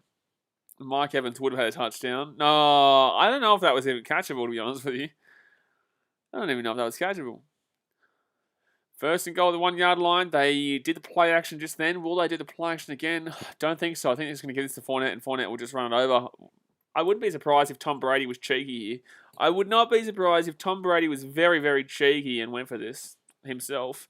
And they will actually get slapped down here. No, he's still going to score a touchdown. Oh, I think he scores. I think that's a touchdown. No, they're going to say short. I actually think that was a touchdown. I actually think that was a touchdown there. They're going to say no touchdown. Hey, that went low. Gee whiz, hello. I think that was a touchdown. I think he was on top of a body here. And he rolls. He's still rolling. He's still rolling. He's still up. He's still up. Then he's down there. Oh, I think that's a touchdown. Blaze says, "G'day, hello, mate." And they're not going to call this a touchdown, but I think that should have been challenged there. But it doesn't really matter. They're going to score regardless, to be honest with you. Tom Brady here, right inside, easy touchdown. That's going to be Leonard Fournette. And I told you guys Leonard Fournette was scoring another touchdown, and he does. So that's his 2nd rushing touchdown here of the day. And I told you he's probably going to get about 40 points in fantasy. He's going to be about to be on 30 here. He's about to be on 30 points in fantasy with 5 minutes 47 to go here at the 3rd quarter. Oh my goodness me. Alexander says, BK, before the season started, did you make a Super Bowl prediction? I did. I said, I think it was the Rams and the Bucks, I think was my Super Bowl prediction pre-season. I think it was, yeah. I didn't put a video out, unfortunately. I will be doing an NBA preseason on Monday, Sunday for you guys in America. Actually, no, it'll be Monday for you guys in America because I'll put it at 5 p.m. AEDT. And the Bucks will convert that one for an extra point. So it will be 28-7. And this game is woeful. This game is shocking. Wow. The Eagles fan gave it to a Bucks fan. Geez, giving the ball to... I guess, obviously, it's a bit of a hoodoo kind of thing as well. Geez, that score is a yikes. It is a bit of a yikes moment, mate. It is definitely a bit of a yikes moment here. But, you know... Long way to go here for it to get even more of a yikes moment. Long way to go for it to get even more yikes. I think before the season, if you didn't have the Bucks, or I think the Bucks should have been everyone's pretty easy shout coming out of the NFC because there was nothing that was regressing. But the AFC was difficult because obviously you've got the Buffalo Bills, you've got the Rams. Who else from the AFC that you'd be thinking about there? Chargers aren't. Ravens, I guess, but surely not. And Titans, I guess, but surely not. So why did I say the Rams in the AFC? I'm all over the shop. Who was the AFC that I was thinking about? It was the Bills. Wait, why did I say what am I sure? Sorry, I said the Rams and the Bills. Sorry, I'm all over the shop, son. I didn't say the Chiefs. No. Who did I say? I said the Rams and the Bills. I just said two NFC teams, mate. Super Bowl. No, I didn't. Yeah, I did. I said Bucks and Rams. Yeah, no. I think preseason I said Rams and Bills, or I might have said Rams and Chiefs. I think I said Rams and Chiefs actually. No, I did. No, I'm wrong. I did say Rams and Chiefs. I said Rams and Chiefs. That was a real cluster there. Sorry, this game is absolutely all over the shop, so I guess I'm all over the shop now, but no. I definitely did not select the Rams and the Buccaneers as the Super Bowl. I said the Rams and Chiefs. Rams and Bucks. That'd be a Super Bowl and a half. There'd just be no AFC team. I'm all over it. All I'm thinking about right now is the Lions staying to go and lose. I want to be 1-16. I 1-17. How many games we got this year? 18 games instead of 17. I think it is actually 18. No, it's 17 this year. Sorry. We have a potential going 0-17 this year. Look at us go. We're flying. Look at us go. We are flying. We've gone 0-16 once. Now we can go for the double whammy and go for the 0-17. League Zone says Lions versus Jets would be awesome. Nah, Lions a win. Lions are actually not a bad team. Lions aren't actually a bad team. It's just they've gotten very unlucky in 3 out of their 5 games. They could easily be on 3-2 right now. But instead, they're 0-5. But they could easily be 3-2 right now. Alrighty, so 28-7 here to the Buccaneers. 5 minutes 47 to go here of the third quarter. I think Lions would put a score through the Jets. I think the Lions would beat the Dolphins. I think the Lions would beat the Jacksonville Jaguars. Who would the Lions beat right now? I know you're being sarcastic, Leagues on commentary, but I'm not being sarcastic. Lions right now for me, they would beat the Jets. They would beat the Dolphins. I think the Patriots probably beat them, to be honest with you. I'm not sure. It's close. I think they beat the Jags. Colts are 1-4. I didn't even realize that. 1 second here. So Philadelphia at their own 25 right now. Lock and Booth, hello, mate. So 1st and 10, 6-16, 56 yards. He had like 52 yards in the first quarter, mind you guys. And Hurts, deep throw, and he's going to drop it. That's going to be a flag, though. There is going to be a flag. Who is that? Is that Devontae Smith? No, it's Jalen Reagor. Jalen Reagor's had 2 times this game that he's had pass interference call against him. Doesn't says Lions aren't as bad as their record says. Yeah, absolutely not. Geez, there's pass interference there. You can see him grab him there, actually. You can. Probably a little bit overthrown, though, to be honest with you. I'm not going to lie. Probably a little bit overthrown, but still, it's still catchable if he doesn't get the pass interference. So yeah, definitely PI there. Definitely PI there. He waited a long time. It's probably a good pass. Probably a good pass. But he had 52 yards after the first quarter. He's on 56 yards. He's had 4 yards thrown in a quarter and a half. Unreal. What a player. 25 yards out here. 56 yards, 1 touchdown, 2 for 16 penalty-wise. And don't run that ball. Gee whiz, I thought he was going to run that ball just then. Left-hand side here, that's Sanders. Who is... It's Gainwell who'll go for a 1 yard there. League's own commentary said if the Lions got the first pick, would they trade or would they select someone first? I would say they would select someone first because we need defense right now. And they would, and it's a defensive draft next year, so they would go first. Well, it depends on who they want. If they want to trade it down to someone who wants to jump up, but defensive drafts, you don't usually see a great deal of jump ups unless it's a significant player. But I would say the Lions would select it first. We tried to trade down last year. We couldn't do it. Last season, sorry, this year. But it's going to be Philadelphia here. No, fakes the screen. Left-hand side. That's going to be a screen. They faked the screen right, but they went to the screen left. And that'll be a 5-yard gain. So it's going to be 3rd and maybe 2. That's actually about a 7 or 8 yard gain, actually. 3rd and 3. I was right, 5 yards. Why am I? Buddy, give it the times, Blaze. Give it the times. So 3rd and 3 here. 63 yards thrown. How good has he been? Zach Ertz, 4 receptions for 29 yards. He's had over a quarter, nearly half, actually a half of Jalen Hurts' throws. So if you got Devontae Smith, you'd be fuming in fantasy. You'd be fuming. He's right on the right-hand side. He's got a one-on-one potential situation here. Don't you run that ball. Oh, they're going to run the ball. And they actually are going to get a first down here. 5-yard gain. Wow, they actually got a first down. Crazy. They didn't actually get a pass interference to that first down too. They actually got a genuine first down in this game. That's crazy. Yeah, look, the fans are going crazy. That's funny. All right, so at the 15-yard here. At the 15-yard line. Let's see what they do now. And Eagles are going to run the ball again. Probably... This team is so dumb. Now you go from being happy to booing this team for being dumb. You run the ball once and you get a good play, and then you run the ball again, you lose 2 yards. You've lost 2 yards on literally 3 times you've run the ball. Stop running the ball. You are dumb as a team. I'm sorry, but I'm not really sorry. Like, stop running the ball, dude. Stop running the ball. Really simple shit. All right, so Eagles hit the 15-yard line, and it's going to be... If they run this ball, I swear. Oh, my God, they run it out. It's actually a keep for the quarterback there, and actually wasn't too bad there. That was the first run that actually worked out. That was the first rushing play that genuinely worked out, and it was Jalen Hurts who ran the ball. That was the first time the entire game that we've seen a rush that's actually been good. They were designed rush, because the 2 rushes that Jalen Hurts went for 10 yards in, they weren't designed rushes. They were broken down plays and he found a gap. But that one was a designed rush and it actually worked out. All right, so 3rd and 3 right now. 3rd and 3. 7 rushes for 29 yards here, Jalen Hurts. Still not great. He's thrown for 63 yards in this game, and yet he's going to potentially be on 2 touchdowns thrown. Just crazy. All right, Jalen Hurts here, drops back, over the top there, and no, he doesn't get his feet in there. Watkins. So that'll be 3rd and 3. No, 4th and 3, sorry, 4th and 3. Alexander says, just watch the head coach of the Eagles press conference. That says it all so bad.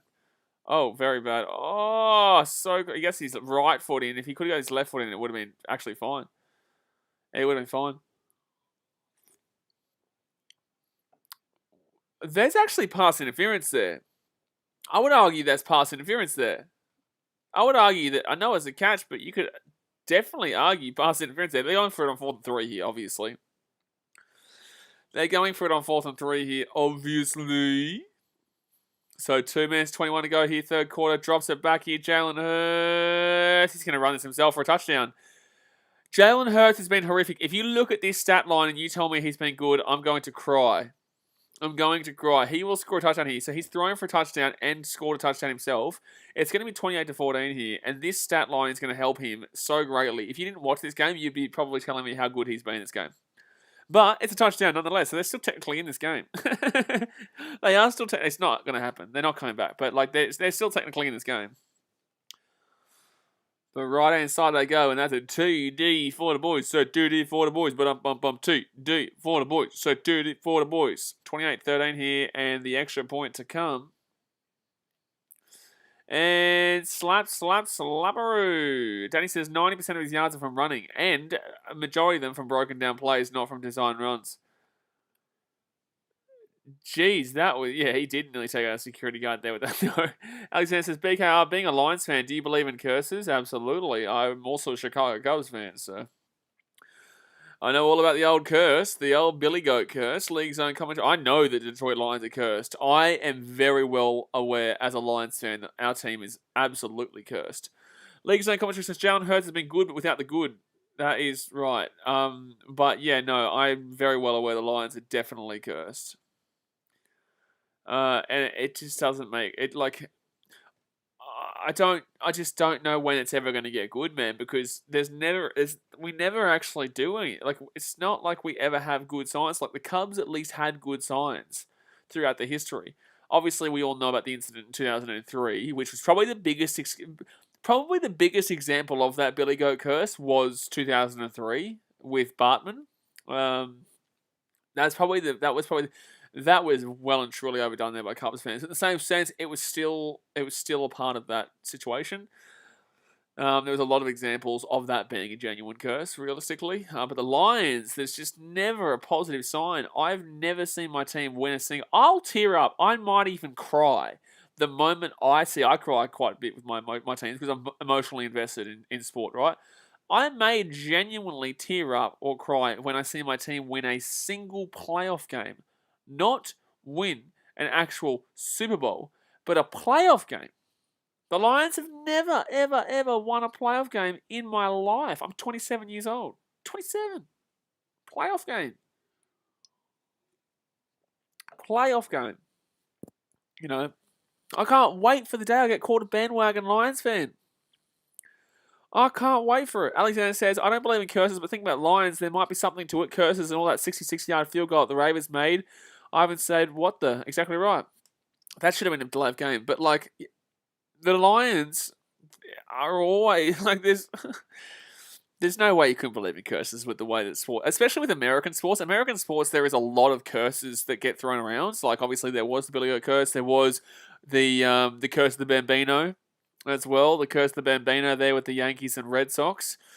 I believed in that one, especially with the ball. I don't know what his name was, but when the ball rolled through the hands of the first baseman for the Red Sox and they lost in the championship.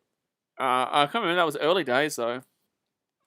That was early days. And he says 1917 gives Lions sports nightmares. Well, I said last week when it was happening, I said there's no way. I said we're still going to lose this.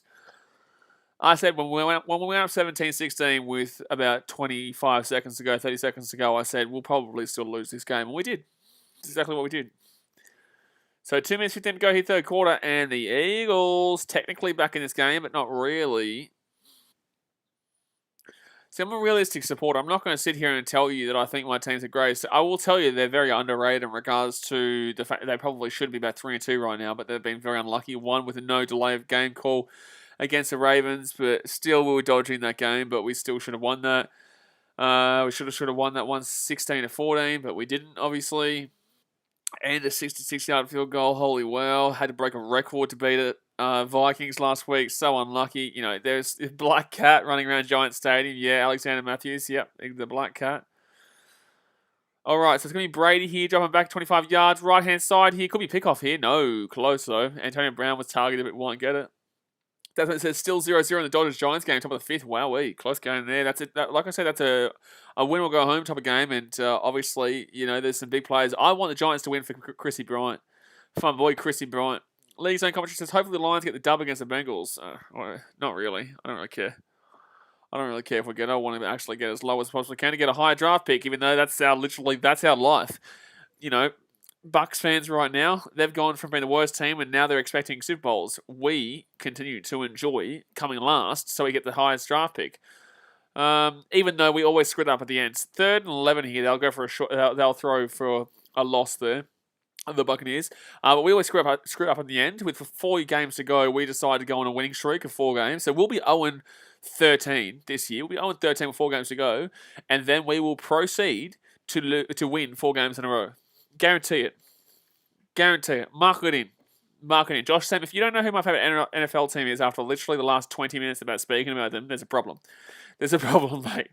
So 3rd and 10 here, 28-14 here to the Buccaneers at the 25-yard. I can't believe I just been asked who my NFL team is while we've just been speaking about it for the last 20 minutes. But the Buccaneers here underneath, and it's going to be, oh my God, they nearly got a, it's not going to be a first down. It's going to be 4th and 3 here. Alexander says Lions should have kept Caldwell. No, yeah. Caldwell may have made plus 3 times with him coaching. That makes absolutely no sense. Yes and no. Caldwell had his issues. Jim Caldwell had his issues. Dasmate says I didn't know a Bucks fan before Brady. I actually did. I did. A good friend of mine, James. James, he was a Bucks fan before Brady, and that was because he's a fan of like the Miami sporting teams. So 4th and 2 here for not the Florida sporting team. Sorry, he's a Miami Heat fan too. So it's going to be Eagles here. Jalen Rager, there's a flag on the play. There is a flag on the play with 38 seconds to go here of the third quarter. They'll bring it out to 33. I don't know who this flag's against. Not sure. Danny says somehow the Eagles still are in decent range to win this. Yeah, they actually are. They actually are. They just need to know not to run the ball and throw the ball. Oh, this is going to be on the receiving team, so they're going to lose 10 yards here. So they're going to go back to about the 23 yard. 22, sorry. Then we're going back to the 22 here.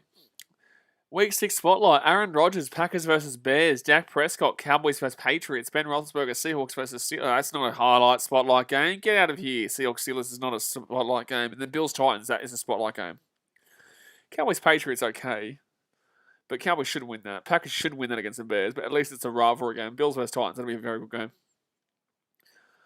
All right, so at the 15-yard line. My goodness me, at the 15-yard line, they must have lost 15 yards there. It must have been 15. Oh no, sorry, at the end of the cat. Yeah, sorry. So short throw there. Imagine the scenes of throwing that ball. This is Jalen Hurts for you. They just lost 6 yards. It's gonna be. They're booing him. They're booing him because he's an idiot. Why are you throwing that? So I lost the 3 yards. Sorry. I'm going to give him a good game. They're going to give him some good ball. What are you doing? Like, that was the dumbest play ever. They've just lost 3 yards there. It's going to be 2nd and 13. That was worse than their running. 7 seconds left here in the third quarter. I would be getting off a play here if I'm Philadelphia. You're a dumbass team. You're dumb. You're down by 14. You want as much time as you can. Jalen Hurts, you are horrific, man. Like, honestly, I would hate to be a Philadelphia. I'm a Lions fan complaining with this. I would hate to be a Philadelphia Eagles fan. Who isn't taking that snap there and going for a chance there to have a bit of extra time? That's realistically a timeout that you could have used there. You know, even if you want to go deep. Like, holy damn, man. You decide to run a dumb play like that for a loss of 3 yards, and then you don't even go for it, have a chance there. You had 10 seconds. Gee whiz, I'm going to have a drink, I'm going to shut up, and I'm not going to shut up because I've got to stream for the next quarter, but wow, this Jalen Hurts dude is giving me pain. I think he's giving me a headache. He really is. I'm not even an Eagles fan. Alexander says, I'm a Hawks fan. No way my Hawks Steelers much-watched game. Absolutely. He says, I feel bad for the fans in attendance. I would too. That's why they're booing, mate. That's why the entire crowd is booing. And that's why I'm not being unrealistic with the way that I'm speaking here. You know, some people might be like, oh, he's being a bit harsh. I ain't being harsh here. If I wanted to be harsh, go and watch my Australian Rugby League streams. I'll tell it how it is there. But with American sporting streams, it's a different audience. You don't really want to go too hard too quick. Right, but this is the depth of harshness I would go with American sporting teams, to be honest with you. The banter and the sledging is very, very different between the sports. But obviously, guys, hit that thumbs up button if you haven't already. And obviously, subscribe if you are new around. If you don't subscribe, your team, I will curse your team. If you do not subscribe to BKR Sport right now, your team will lose every single game from here on out. Unless you are a Bucks fan, because you're probably going to win this game. But, no, you know what? I'll curse your team from here on out too. If you don't subscribe, your team will lose every single game in 2021 from this point onwards. Yep, fact. The curse is on your team right there. Boom. See? Right in the face. See that subscribe button. Dasmate knows it. I cursed the dogs. I took the curse off before the last round, but I cursed the dogs. I did. But at least the Eagles are still technically in with a chance here. They are. With 15 minutes to go here of the game, with the final quarter to go, they are still technically in with a chance, but not really. If Old mate, buddy, Jalen Hurts can decide to throw the ball to his teammates and not overthrow him or underthrow him. Like, he may actually have a genuine opportunity to come back, but he's overthrown about 400 passes today. JK, it's not looking so good for Godwin. Not really, mate. Not really. Not really. Just going through here some more of these depth charts here on these teams. Dasmate says Dogs are going back-to-back next year. Yeah, back-to-back wooden spoons. You're not wrong. You're not wrong. Or back-to-back games, individual games. I don't know about that. I don't know about that one, mate. Alexander says, Hurts calling like you see it. He's a crumb. But yeah, well, I am calling it like I see it. That's what I do with my channel, man. I don't care what the criticism is. Like, if I see it, I'm going to say it. That's why people subscribe. Oh, that's a good throw, though. Quez Watkins. Did he catch it? No, not caught. Wow. That's actually on Watkins there. Oh, no, it is a catch. Oh, I don't know about that. I think he's left foot. Yeah, I think it is out. Yeah, I would overrule that too. I think he was out here. And, oh, no, that's a catch. No, I think he's dragging that foot. I think that's a catch here. Yeah, that's definitely a catch. That's going to be catch there. That's going to be called as a catch. They will call that as a catch there. So Quez Watkins actually having a decent game here, considering how poor. But yeah, that's what I do with my channel, man. Like, if I see something, I'm going to say it how it is. Like, I'm not going to, skirt around it. There's no point. Like, yeah, look, you can be positive all you like, and you can try and skirt things all you like to make things sound better than they do. And I do that occasionally, but that's only if I see it reasonable. If I don't see something reasonable, I ain't going to say it. There's no point in lying. And that's why mainstream media has gone down here quite a lot, because they lie to you. They literally lie. They'll say right now that the Eagles, the mainstream media will give you a positive spin on this Eagles performance. And it's not a positive spin. There's no positive spin here. This scoreline is like this because the Bucs defense has not been good in this game. Philadelphia is challenging the ruling of the previous play. He should not go into the 10. He should just come out here and just say, okay, yeah, overturned straight away. They actually overturned that on the field, but I actually said live that I thought his left foot had gone out and he didn't put it down, but that's definitely, it's a clear inbound there. He's clearly got both feet down. Nothing wrong with that one. Nothing wrong with that one at all there. Let's go have a look at that baseball score and that win or go home between the Giants and Dodgers, and still is 0-0 there. Ooh, did it say delayed? No, it doesn't. I don't know why I thought I said delayed there. Who's having a game? No one. Oh, there's only Buster Posey, Brandon Crawford, and Chrissy Bryant. Yeah, let's go Giants. Couple of hits there for the Dodgers. Mookie Betts with 2 hits. Walk for Will Smith. No, there's only been Mookie Betts, the only guy to get a hit for the Dodgers so far, the Dodgies. And the Giants, they have got 3 hits, 1 for Posey, 1 for Crawford, and 1 for Chrissy Bryant. Let's go Chrissy B, KB, baby.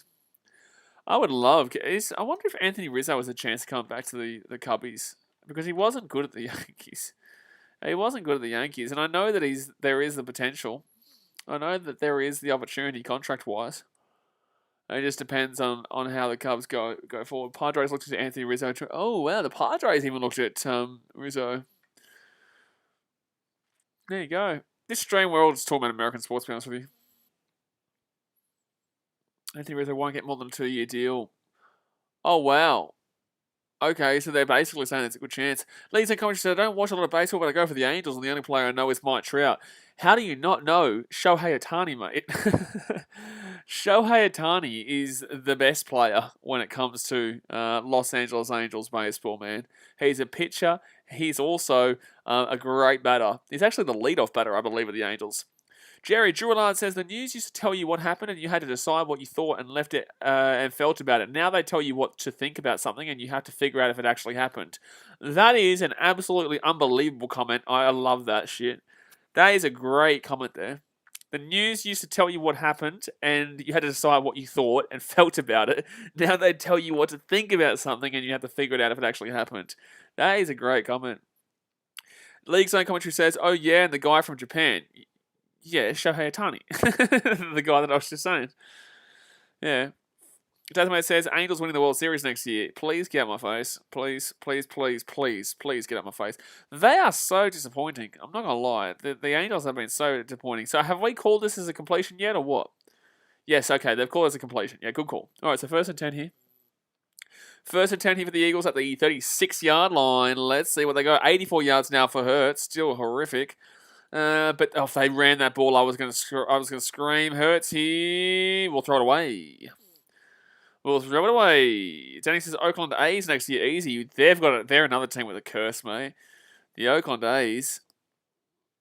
They're another team that for some reason just can't seem to get it done, man.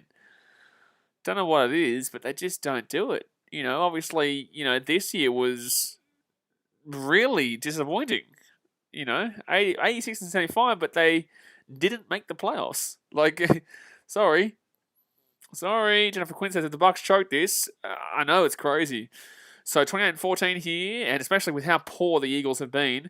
And I swear if he ran that ball, I was going to cry. And over the top here, good pass. And is that Devontae Smith? It is Devontae Smith there with the catch there, the second catch. And that's a big one too, 25-yard gain.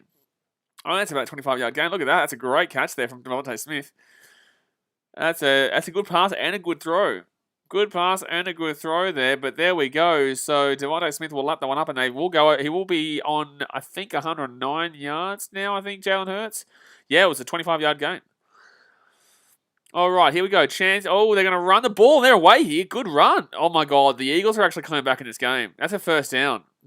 Miles Sanders, that was actually a good run there. Danny says, is there a team in the NBA based around that Oakland area? I've got the Raiders Athletics missing an NBA team. Golden State Warriors, mate. That's the closest you can get. Or Sacramento Kings.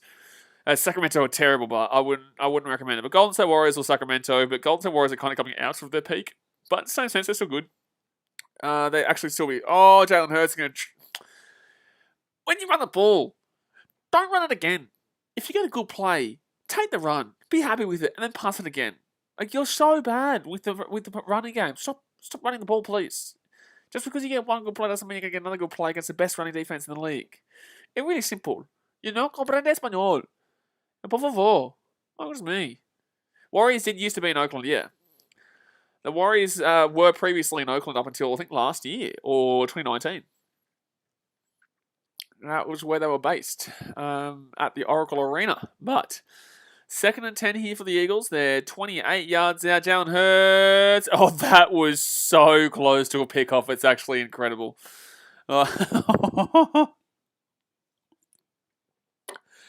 Wow. One, that was terrible. And two, that hurts me. Jalen Hurts hurts to watch. Jalen hurts to watch. Alexander says, Dallas Cowboys, for real, they really struggled against teams outside of their division. Yes, they did win against the Chargers. Yeah, Dallas Cowboys are a good team this year, man. I think they'll be right, but they're not going to win. Warriors had Oakland in their city jersey. That's because they're originally from Oakland. So third down conversions, 3 for 9. Left-hand side, 1-on-1, Devontae Smith. I think that's going to be a free play here. I think this is a free play here for the Eagles. No, it's not going to be a free play here, but he throws it for a... Oh, my God, it's nearly picked off there. It's incomplete. If I'm the Eagles, I'm going for this. I'm sorry. You're going to give the Bucks the ball back here? You're going to give the Bucks the ball back here? He gets out of the pocket. What do you... just throw anyone. Jeez. Terrible here from Jalen Hurts. They're going to take the field goal here and they're going to make it 28-17. I disagree with this call. I'm not going to lie. I disagree with it. I honestly would go for this on 1st and 10. The 3 points isn't going to do anything here. What is the 3 point actually going for? What is this doing? You still have to score twice. And you're inside the 30. I'm not... Oh, and they've missed it too. And there you go. And there you go. Well done, Philadelphia. Well done, Philadelphia. Well done. Well done, Philadelphia. Unreal play calling. Jalen Hurts, horrific quarterback. Secondly, I disagree with going for the field goal there. And thirdly, I disagree with going for the field goal there. And when I say fourthly, do know that I disagree with going for the field goal there. Jerry realizes the Warriors only moved across the bay. Yeah. So I would definitely be saying, if you're an Oakland Athletics fan and you're an Oakland fan in regards to... Oh, that's right, you're a Raid. That's right, you're a Las Vegas Rays fan, but you were Oakland Rays fan and A's. So yeah, I would be saying that you'd be going for the Golden State Warriors there, Danny. But you will be called a bandwagoner, but in the same sense, who gives a shit what people think? As long as you know you're not a bandwagoner, it's all that matters. And even if you are a bandwagoner, if you want to be a bandwagoner, who gives a shit what people think? You know? Like, I get called a bandwagoner for being a Man City fan, despite the fact that I was a supporter since 2004, 2003, right? That was a long time before we got good. I called a bandwagoner for being a Titans fan, even though we're not even that great, right? As in, Detroit Titans, Gold Coast Titans, not Tennessee. Who gives a shit, man? Why is that a problem, Danny? Who cares? I have people talking smack on my streams all the time. It's all good fun, but why do you care what other people think? No matter who you go for, when they get good, you will be called a bandwagoner. You know why? Because people don't know your history, they don't know your story, and they don't know you. So whether you support the Sacramento Kings and you support a terrible team right now, they'll get good maybe 5, 10 years away, 3 years away. I don't know, whenever they get good. Sacramento Kings get good, and then you'll get called a bandwagoner. So you may as well just support the Golden State Warriors, man, because no matter what, you will eventually be called a bandwagoner. That's my sister, a bandwagon. No, you are a bandwagon. Alexander Matthews says, Mariners going on 21 years, not one playoff appearance. Sacramento Kings, 19 years, I believe. Yeah, the Kings are terrible, man. They're terrible. The Kings are terrible. Lee Stone says, just enjoy watching your team play. Just enjoy doing you, man. No matter what, like I said, not everyone's going to like you. So just support who you feel like you're close to. That's why, for me, man, everyone's always like, Detroit Lions are so shit, why you support them? Just because, man. When I started following the NFL, I really liked obviously watching Megatron. I obviously Matty Stafford was coming through, and obviously it was a poor choice, but it represented a lot of what I saw in Detroit. Represented a lot of what I see in a lot of my other sporting teams in the fact of footballs in Man City and also the Gold Coast Titans and not so much Geelong, I guess. I started supporting Geelong as similar to... Oh, no, it was a bit beforehand with Geelong. Jack Kelly says, I know more the Eagles. What do you mean you know more the Eagles? Comprende español? So, 1st and 10 here. Lee Jones says, I heard a Rapids fan say every Panthers fan was a bandwagon. Yeah, there's a lot of them, but in the same sense, who gives a shit what I think? So, 36 yards out here. The Buccaneers, 231 yards. To be fair, Brady threw for a lot of yards in that first quarter. He threw for 100 yards in the first quarter, and then he's gone for 131 yards since that first quarter. Actually, he threw for 130 yards. 121 yards in the first quarter. He's thrown for 100 yards in the second and the third, and now also a bit in the fourth.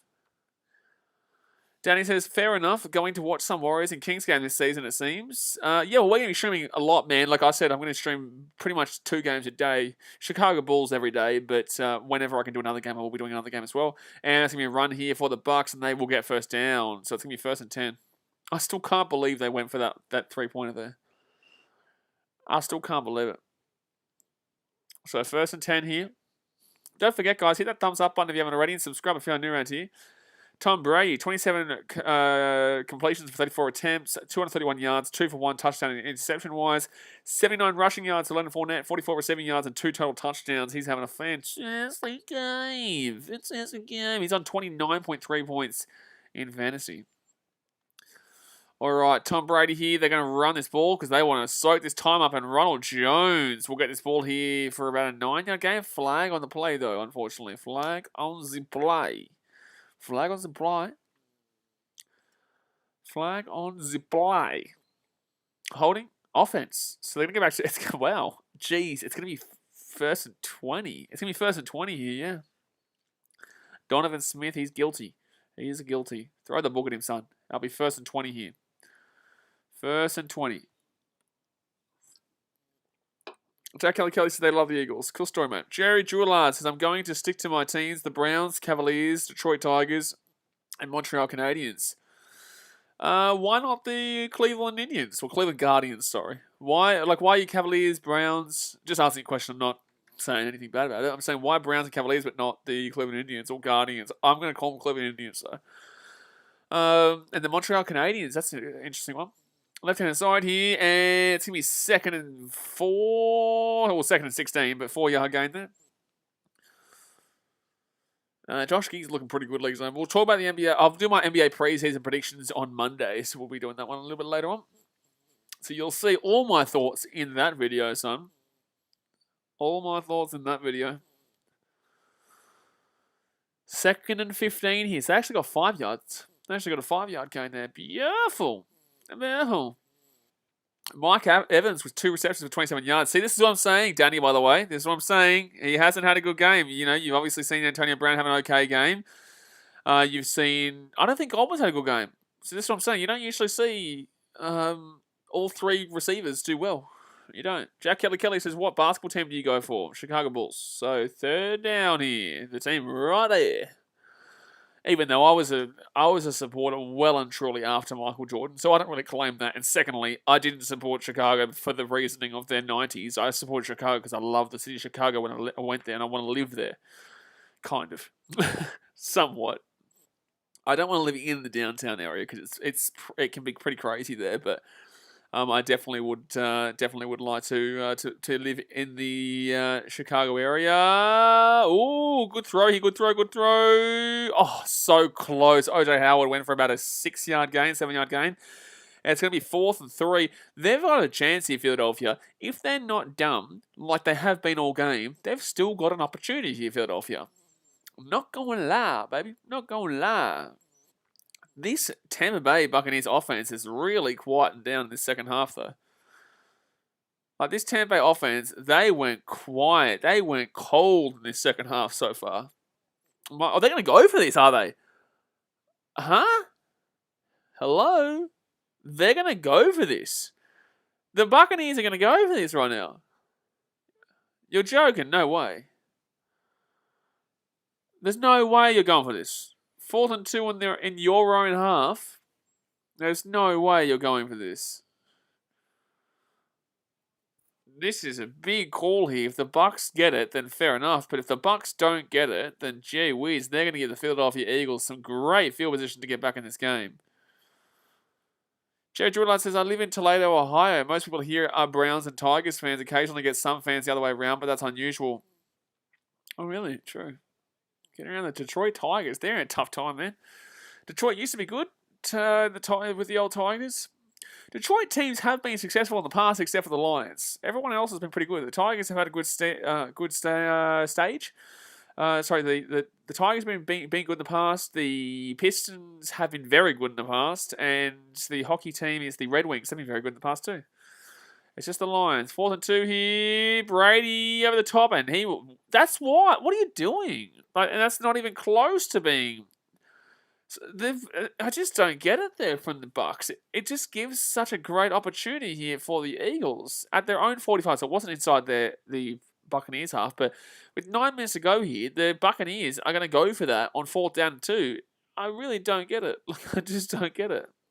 And it was nowhere close to being completed, so it was not even a great pass whatsoever. Not a great pass whatsoever there. But, alrighty. So, the Philadelphia Eagles are still in with an opportunity. Good chance here. Toledo, Ohio, eh? Is that close to the border? No, that's like in the middle, isn't it? Where is it? Where's Toledo? Is that like... No, that's like north... So I'm gonna go on that right now. MLB, actually, let's go have a look at the score here of this Giants-Dodgers game. Toledo, Ohio. Oh, I haven't pronounced that right. If I'm not pronouncing that right, I'm sorry, but I did my best. It's 1-0 Dodgers, middle of the 6th. Wow, they've taken the lead in San Francisco too. Toledo is close to Sylvania. So that's actually... Is it north? Where is this here? Toledo. Oh my god, I've gone well through. Oh, okay. Oh, it's close to Detroit. Okay, yeah, it's like north left. North. Yeah, okay. You're actually closer to the Tigers than you are to Cleveland. Yeah. I get that now. Toledo is actually pretty much in Michigan. Like, it's not, but it's like it's pretty much in Michigan. Yeah. I just realized Michigan City is not even in Michigan. It's in Indianapolis. It's in Indiana, sorry. Yeah, Toledo is literally on the border.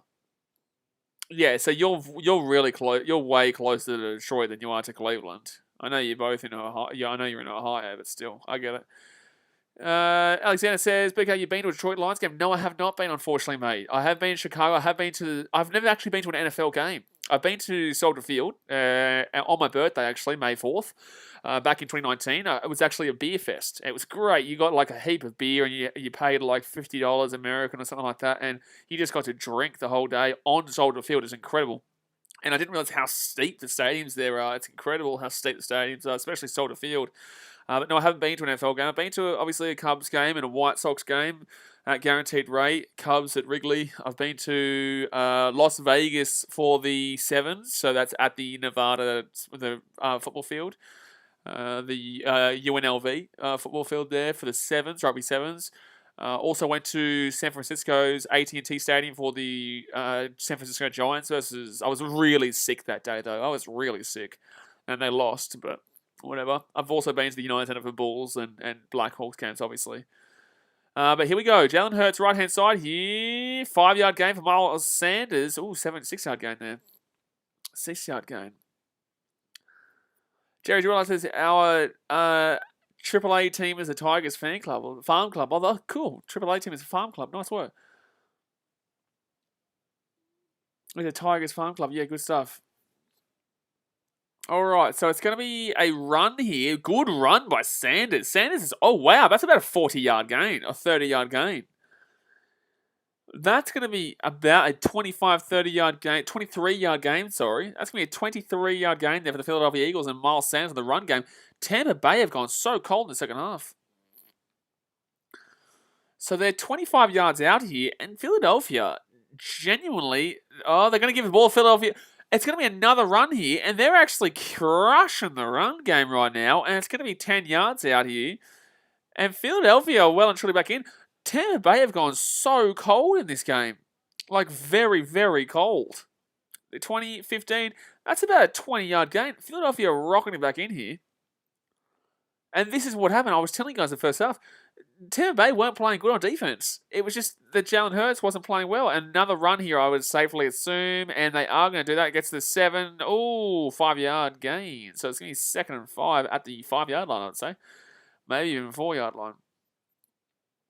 And he goes over the side. My goodness me, though. Gee whiz, the opportunity is here for the Eagles to be back within one score. And this comes down to Tom Brady and the Buccaneers going for the 4th and 2 for no apparent reason just a few moments ago. So 75 rushing yards this half for the Eagles, 52 for the Buccaneers. Wow-wee, the swap from that first half to this fourth quarter, second half is incredible. 4 yards out here. Philadelphia look like they're going to go quickly here. They probably should pass this ball, though, because they've ran a lot. No, they're going to run it, and they're going to get taken. Oh, first down at the 1-yard line. They're annihilating the Buccaneers defensively right now. They are annihilating this Buccaneers defense. Alexander says, you're not missing much going to an NFL game. See, I'm different. I love the atmosphere about sports. I'm all about, because I vlog. So if you don't know this, if you haven't seen my previous vlogs, just check them out. But usually I go to the game, I vlog it, I talk to the people at the game. And 1 second here, Hurts, right-hand side. That was a terrible play. And a flag, though. Flag. Usually I go to the game, I vlog, I talk to fans of the game, I talk to players if I can get a chance. I show off what you can eat at the game, show off the atmosphere and whatnot. So I do a lot more than just watch the game. Holding defense, so it's going to be half the distance to a goal. So it's going to be inches. It's literally going to be 1st and inches here. 1st and goal, the inches yard line. 1st and goal here with inches to go. Jalen Hurts, 1 touchdown. He scored 1 himself. He's thrown for 1 touchdown. He's thrown for 115 yards. It's literally, it's 1st and goal at the inches. At the inches. But yeah, that's why I would like to go to an NFL game. Because also those breaks, like I know that obviously it's good because you get to see all the angles here, but it's very expensive in an NFL game though. Very expensive. And they're going to run it for Miles Sanders. No, he's lost about 2 yards there. That's going to be a 2nd and goal here at the 3-yard line. Or 2-yard line, sorry. Xavier Brown, my favourite vlog I've ever done was actually Cubs-Cardinals at Wrigley Field where we grand slam and swept the Cardinals out of Chicago. And if you don't know the rivalry, that's one of the biggest rivalries in baseball. Cubs and Cardinals. My favourite ever vlog was that one. It's on the channel. But yeah, I'd take Cubs-Cardinals. I think Chris Bryant hit the grand slam. Could have been Albert Amora Jr., but I think it was Chris Bryant. And we swept the Cardinals out of there. I was talking a lot of smack there to the Cardinals outfield too. So second and goal. I was a big boy there in Chicago, though. Jalen Hurts, touchdown! Jalen Hurts. He's ran in 2 touchdowns here today, guys, but he has also thrown for 1. So the Philadelphia Eagles are back in here. The Philadelphia Eagles are absolutely back in. And how much is he now on for... Wow, well, he's had 2 rushing touchdowns here, so he'll be on about 25 points now in fantasy. Cherry Drillard says, when does cricket season start? Can't wait to see the Perth Scorchers. T20, the women's 2020 has actually just started up yesterday, I think. But in regards to the men's 2020, the Cricket World Cup actually starts up next week, mate. Oh, are they? They're not going for this on 2. No, they're not. What?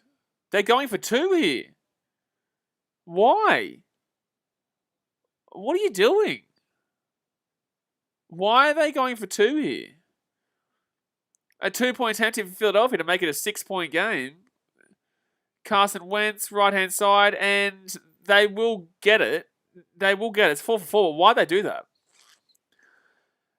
Okay, so now it's like, cool. Okay, if they didn't get that, then it would have been massive, massive question marks asked. But like they did get it, so congratulations.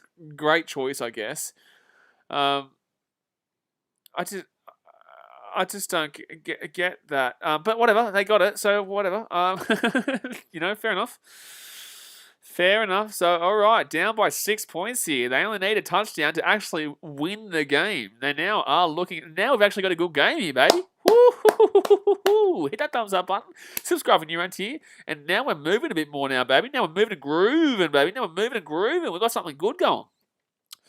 And the crowd's getting up and at them now. They've booed the Eagles this entire game and deservedly booed them too. But now they've woken up, and especially with how they've woken up in this second half of the Eagles offense. But yeah, the Cricket World Cup starts next week, Jerry Drillard. But I think that the BBL doesn't start until like December or something like that after the World Cup, because the T20 World Cup is on. Alrighty, so Philadelphia to kick this ball back here to Tampa Bay. Still 6 minutes to go. Tampa only have 1 timeout. The Eagles have 3 timeouts remaining. Wowee. So, and that's going to be another touchback there. So from the 25-yard line, here come the Tampa Bay Buccaneers. Up. They've gone cold. Can they get the ball a little bit more? Actually, let's go see.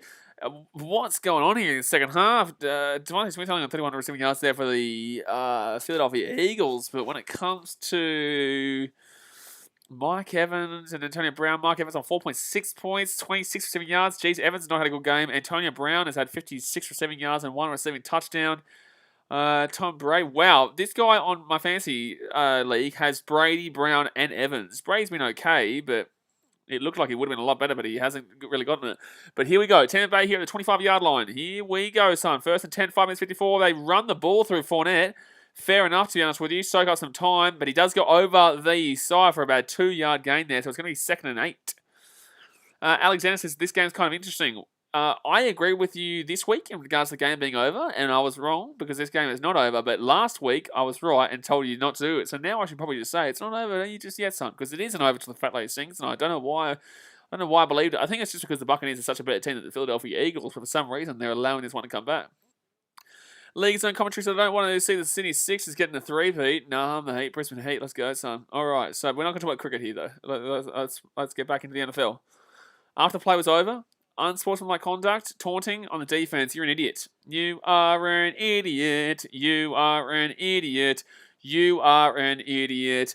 You are an idiot. So that's going to be your first down here for the Tampa Bay Buccaneers. Avery, you are an idiot. What are you doing, dude? Just accept that you got the good win there. That was a W, man. That was a W. Like, what are you doing? He only went for a 2-yard gain, and it would have been 2nd and 8. Now it's 1st and 10 at the 42-yard line. All right, 5 minutes 38 to go. That's a big helping hand there for Tampa Bay. Big helping hand there for Tampa Bay. Tom Brady gives it off here, and that's going to be a loss of... No, he fights back to the line of scrimmage, so it's going to be at the... it's going to be 2nd and 10 here. Jerry, do you realize this is what drives coaches crazy? Yeah, no, get your ego out of it, man. We saw it in the Ravens versus Colts game last week. Luckily enough for the Ravens, it didn't cost them, but gee whiz, like it was bad last week. It was bad last week in regards to what happened with the Ravens. But 5 minutes and 3 seconds to go here. It's still ticking away, though. Tom Brady's thrown for 248 yards. It's 2nd and 10 right now. They need to get the first down. Otherwise, the Eagles are absolutely coming, son. They are coming. Over the top of your left-hand side. Oh, it's a brilliant... Oh, Brown stumbles, but I still think he gets the first down. I still think he gets the first down here before I get... Yeah, Antonio Brown will catch that for about a 10-yard gain there. Very lucky, though. Very lucky, because he slips over here. He actually probably would have gone for a gain of about 20 to 25, but he slips. He loses his foot. No, he probably still only goes for about a 13-yard gain. I think there was another defender there that was ready to go there. So Brown will will get the pass there for the first down. Patty Cat says, I've heard Tampa have been blowing a lead. Man, the Philadelphia Eagles looked horrific in the first half. It was 28-7, and now it's 28-22. But I tell you what, it's actually turned to a good game, but the Philadelphia Eagles, don't let that stat line fool you. Jalen Hurts has been woeful despite running in 2 touchdowns and also throwing for a touchdown.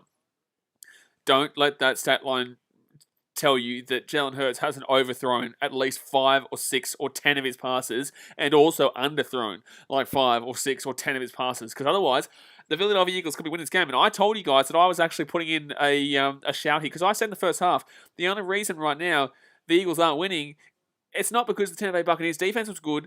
It was because Jalen Hurts was overthrowing and underthrowing all his passes. So now, we're to the second half, he's been finding his passes, kind of. There's a lot of flags, though, that he's been benefiting from. And also, the run game has actually worked in here in this late part of the game. But it's going to be 3rd and 7 here. Yikes. Only a 2-yard gain there for Leonard Fournette, who's had a huge game, Leonard Fournette. He's had a huge game, but Leonard Fournette there only goes to 2 yards. And scary times. Scary times. They need to get a first down here because they obviously went for the 2 Philadelphia. So they're only down by 6. It was a ballsy play. The ballsy play worked. And obviously now they are down by 6. But if they can get a stop here, they've still got 3 timeouts, I believe. Tampa only has 1. So they've got 2 timeouts here, Philadelphia. There's 3.5 minutes. 3.5 minutes to go here. 3.5 minutes to go here. The timeout will be used by, I think it is actually timeout here by Tampa Bay. Jared Jewellard says, as John Madden used to say, I'd rather look bad and win than look good and lose. There you go. Sam Moran says, do you remember me? Good on you, man. Welcome back to the channel. So it's going to be 3 minutes 24 to go here. 3rd and 7 at the 45-yard line here on Philadelphia side of the field. But they've got to get 7 yards here, Tampa Bay. Here we go. Chance here, Philadelphia. Can they sack him? No, Tom Brady's going to be away here. Oh, over the top right-hand side. Good throw. Good throw, good throw, good throw. Antonio Brown will get the first down. And that could actually be game over. Because they're probably within field goal range now. And that actually probably is nearly game over here. It's probably nearly game over there. Look at that. Antonio Brown just sneaks it on through. I think that was a bit of a change of heart mid-play there. It was actually not too bad defense there from Epps, but unfortunately it still gets through. It still gets through. Alrighty, guys. Hit that thumbs up button. Subscribe right now immediately. We're going to be streaming all the games on Sunday afternoon football. Also, the one in London. We've got the Miami Dolphins-Jags game. We've got the Red Zone that we're going to be doing. The Buffalo Bills and Titans game. We've got the Chiefs versus Washington. It's going to be a huge day on Sunday. So, obviously, hit that subscribe button if you are new around here and smack the thumbs up. But here we go. 2nd down. They lose yardage there, Leonard Fournette, but they don't mind. They don't mind. And Philadelphia will use a timeout. They will use, but they're well and truly inside field goal range here. So, for me, I think this game is pretty much over here. Good luck with that one, San Marino. I wish the Cubs were better and were able to be in the World Series. But facing the Twins in the World Series. The Cubs and Twins in the World Series, and that will do me, son. That's unrealistic. Cardinals-Browns will be a good game. That's actually one of my games I'm looking forward to the most this week. I think the Browns win. I think the Browns should be favourites.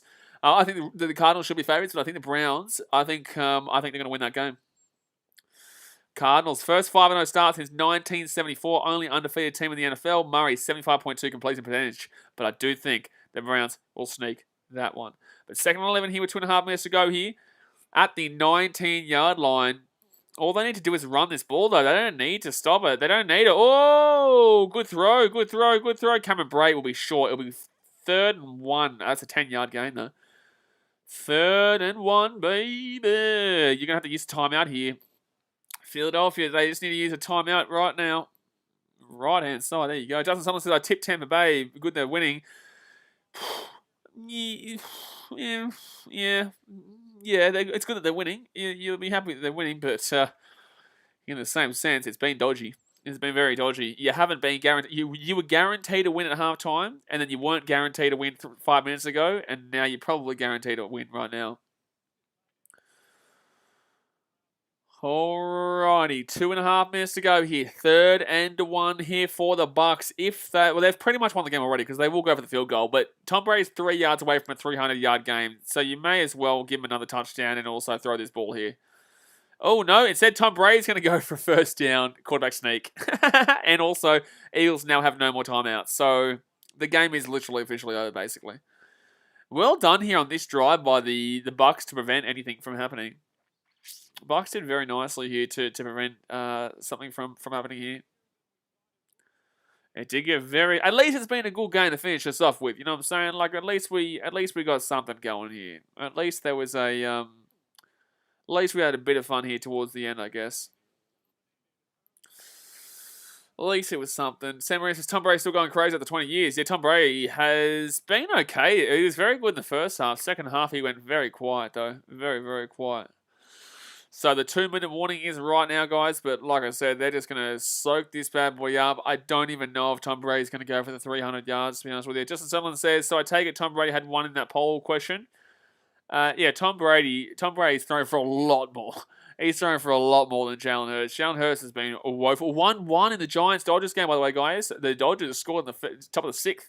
And then the Giants scored in the bottom of the 6th. So that game's a close one there. Who scored it? Who got the RBI? Chris Bryant got another hit, though. Get around Chrissy B, baby. Chrissy B. The RBI was Darren Ruff. I think he got a home run for the Giants. Mookie Betts got a run. He's got 3 hits in the game, Mookie Betts. Wow-wee. All right, so let's get back here. No fitty bomb, League Zone commentary. Unfortunately for the members out there, they still can't use that fitty bomb gift, but there's still plenty of opportunity. Still, NFL, there's still opportunity, mate. There's still opportunity. Just relax, buddy. Just relax, mate. You know, just buddy, calm it down. There's plenty of time. 1st and goal here for the Bucks. I dead set don't think they're gonna like if they pass this ball. It's ridiculous because there could be a pick, and there's no way you let that happen. So they're 7 yards out here. No, they're just gonna formation it. They're just gonna end the game here. It's just gonna end here. Alexander says, BK, do you get ESPN? I do get ESPN, but I'm watching it on KO, which plays through ESPN. Yeah. Just a quarterback kneel there. The Buccaneers will win this game here. Danny says, pass it to Antonio Brown. They're not going to pass it at all here, man. They're not going to pass it at all. So upcoming schedule at versus Chicago, at New Orleans, the bye, then they're at Washington, and then they're versus the New York Giants. The byes do start this weekend. But they should beat the Giants. They should beat Chicago. I think New Orleans will be tough for them. Not that New Orleans are good, but you just don't know what you're going to get. The Washington, they should beat them. And I think they play the Giants, and I think they'll get that one. This is the Eagles Super Bowl. Yeah, pretty much, mate. Pretty much. So it's going to be 3rd and goal here, and another one where they kneel it down. So 3rd and goal with 1:13 to go here. Game over, man. Game over. Upcoming schedule for the Eagles, Las Vegas. They play at Las Vegas, at Detroit, versus the Chargers, at Denver, and versus New Orleans. That's actually a difficult schedule.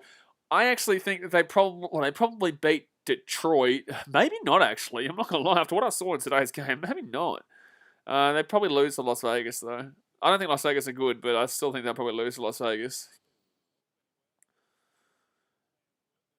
All right, I think it's Baltimore for MLB. The worst MLB team would have to be the Baltimore Orioles there at the moment anyway. But, guys, that's going to be it for today's stream. Obviously, this one does finish here at 28-22 here to the Buccaneers. Look, the Eagles, they came back and fought, man. They came back and fought. They gave it a crack, but unfortunately couldn't get it over the line. That's all done, guys. Obviously, hit that thumbs up button if you haven't already. Subscribe if you're new around here, and we'll be back tomorrow for the Chicago Bulls in the NBA preseason. And we'll be doing a couple other games as well tomorrow. But all right, guys, thumbs up, subscribe, and I'll see you then. Thanks for watching. Catch you later. See ya.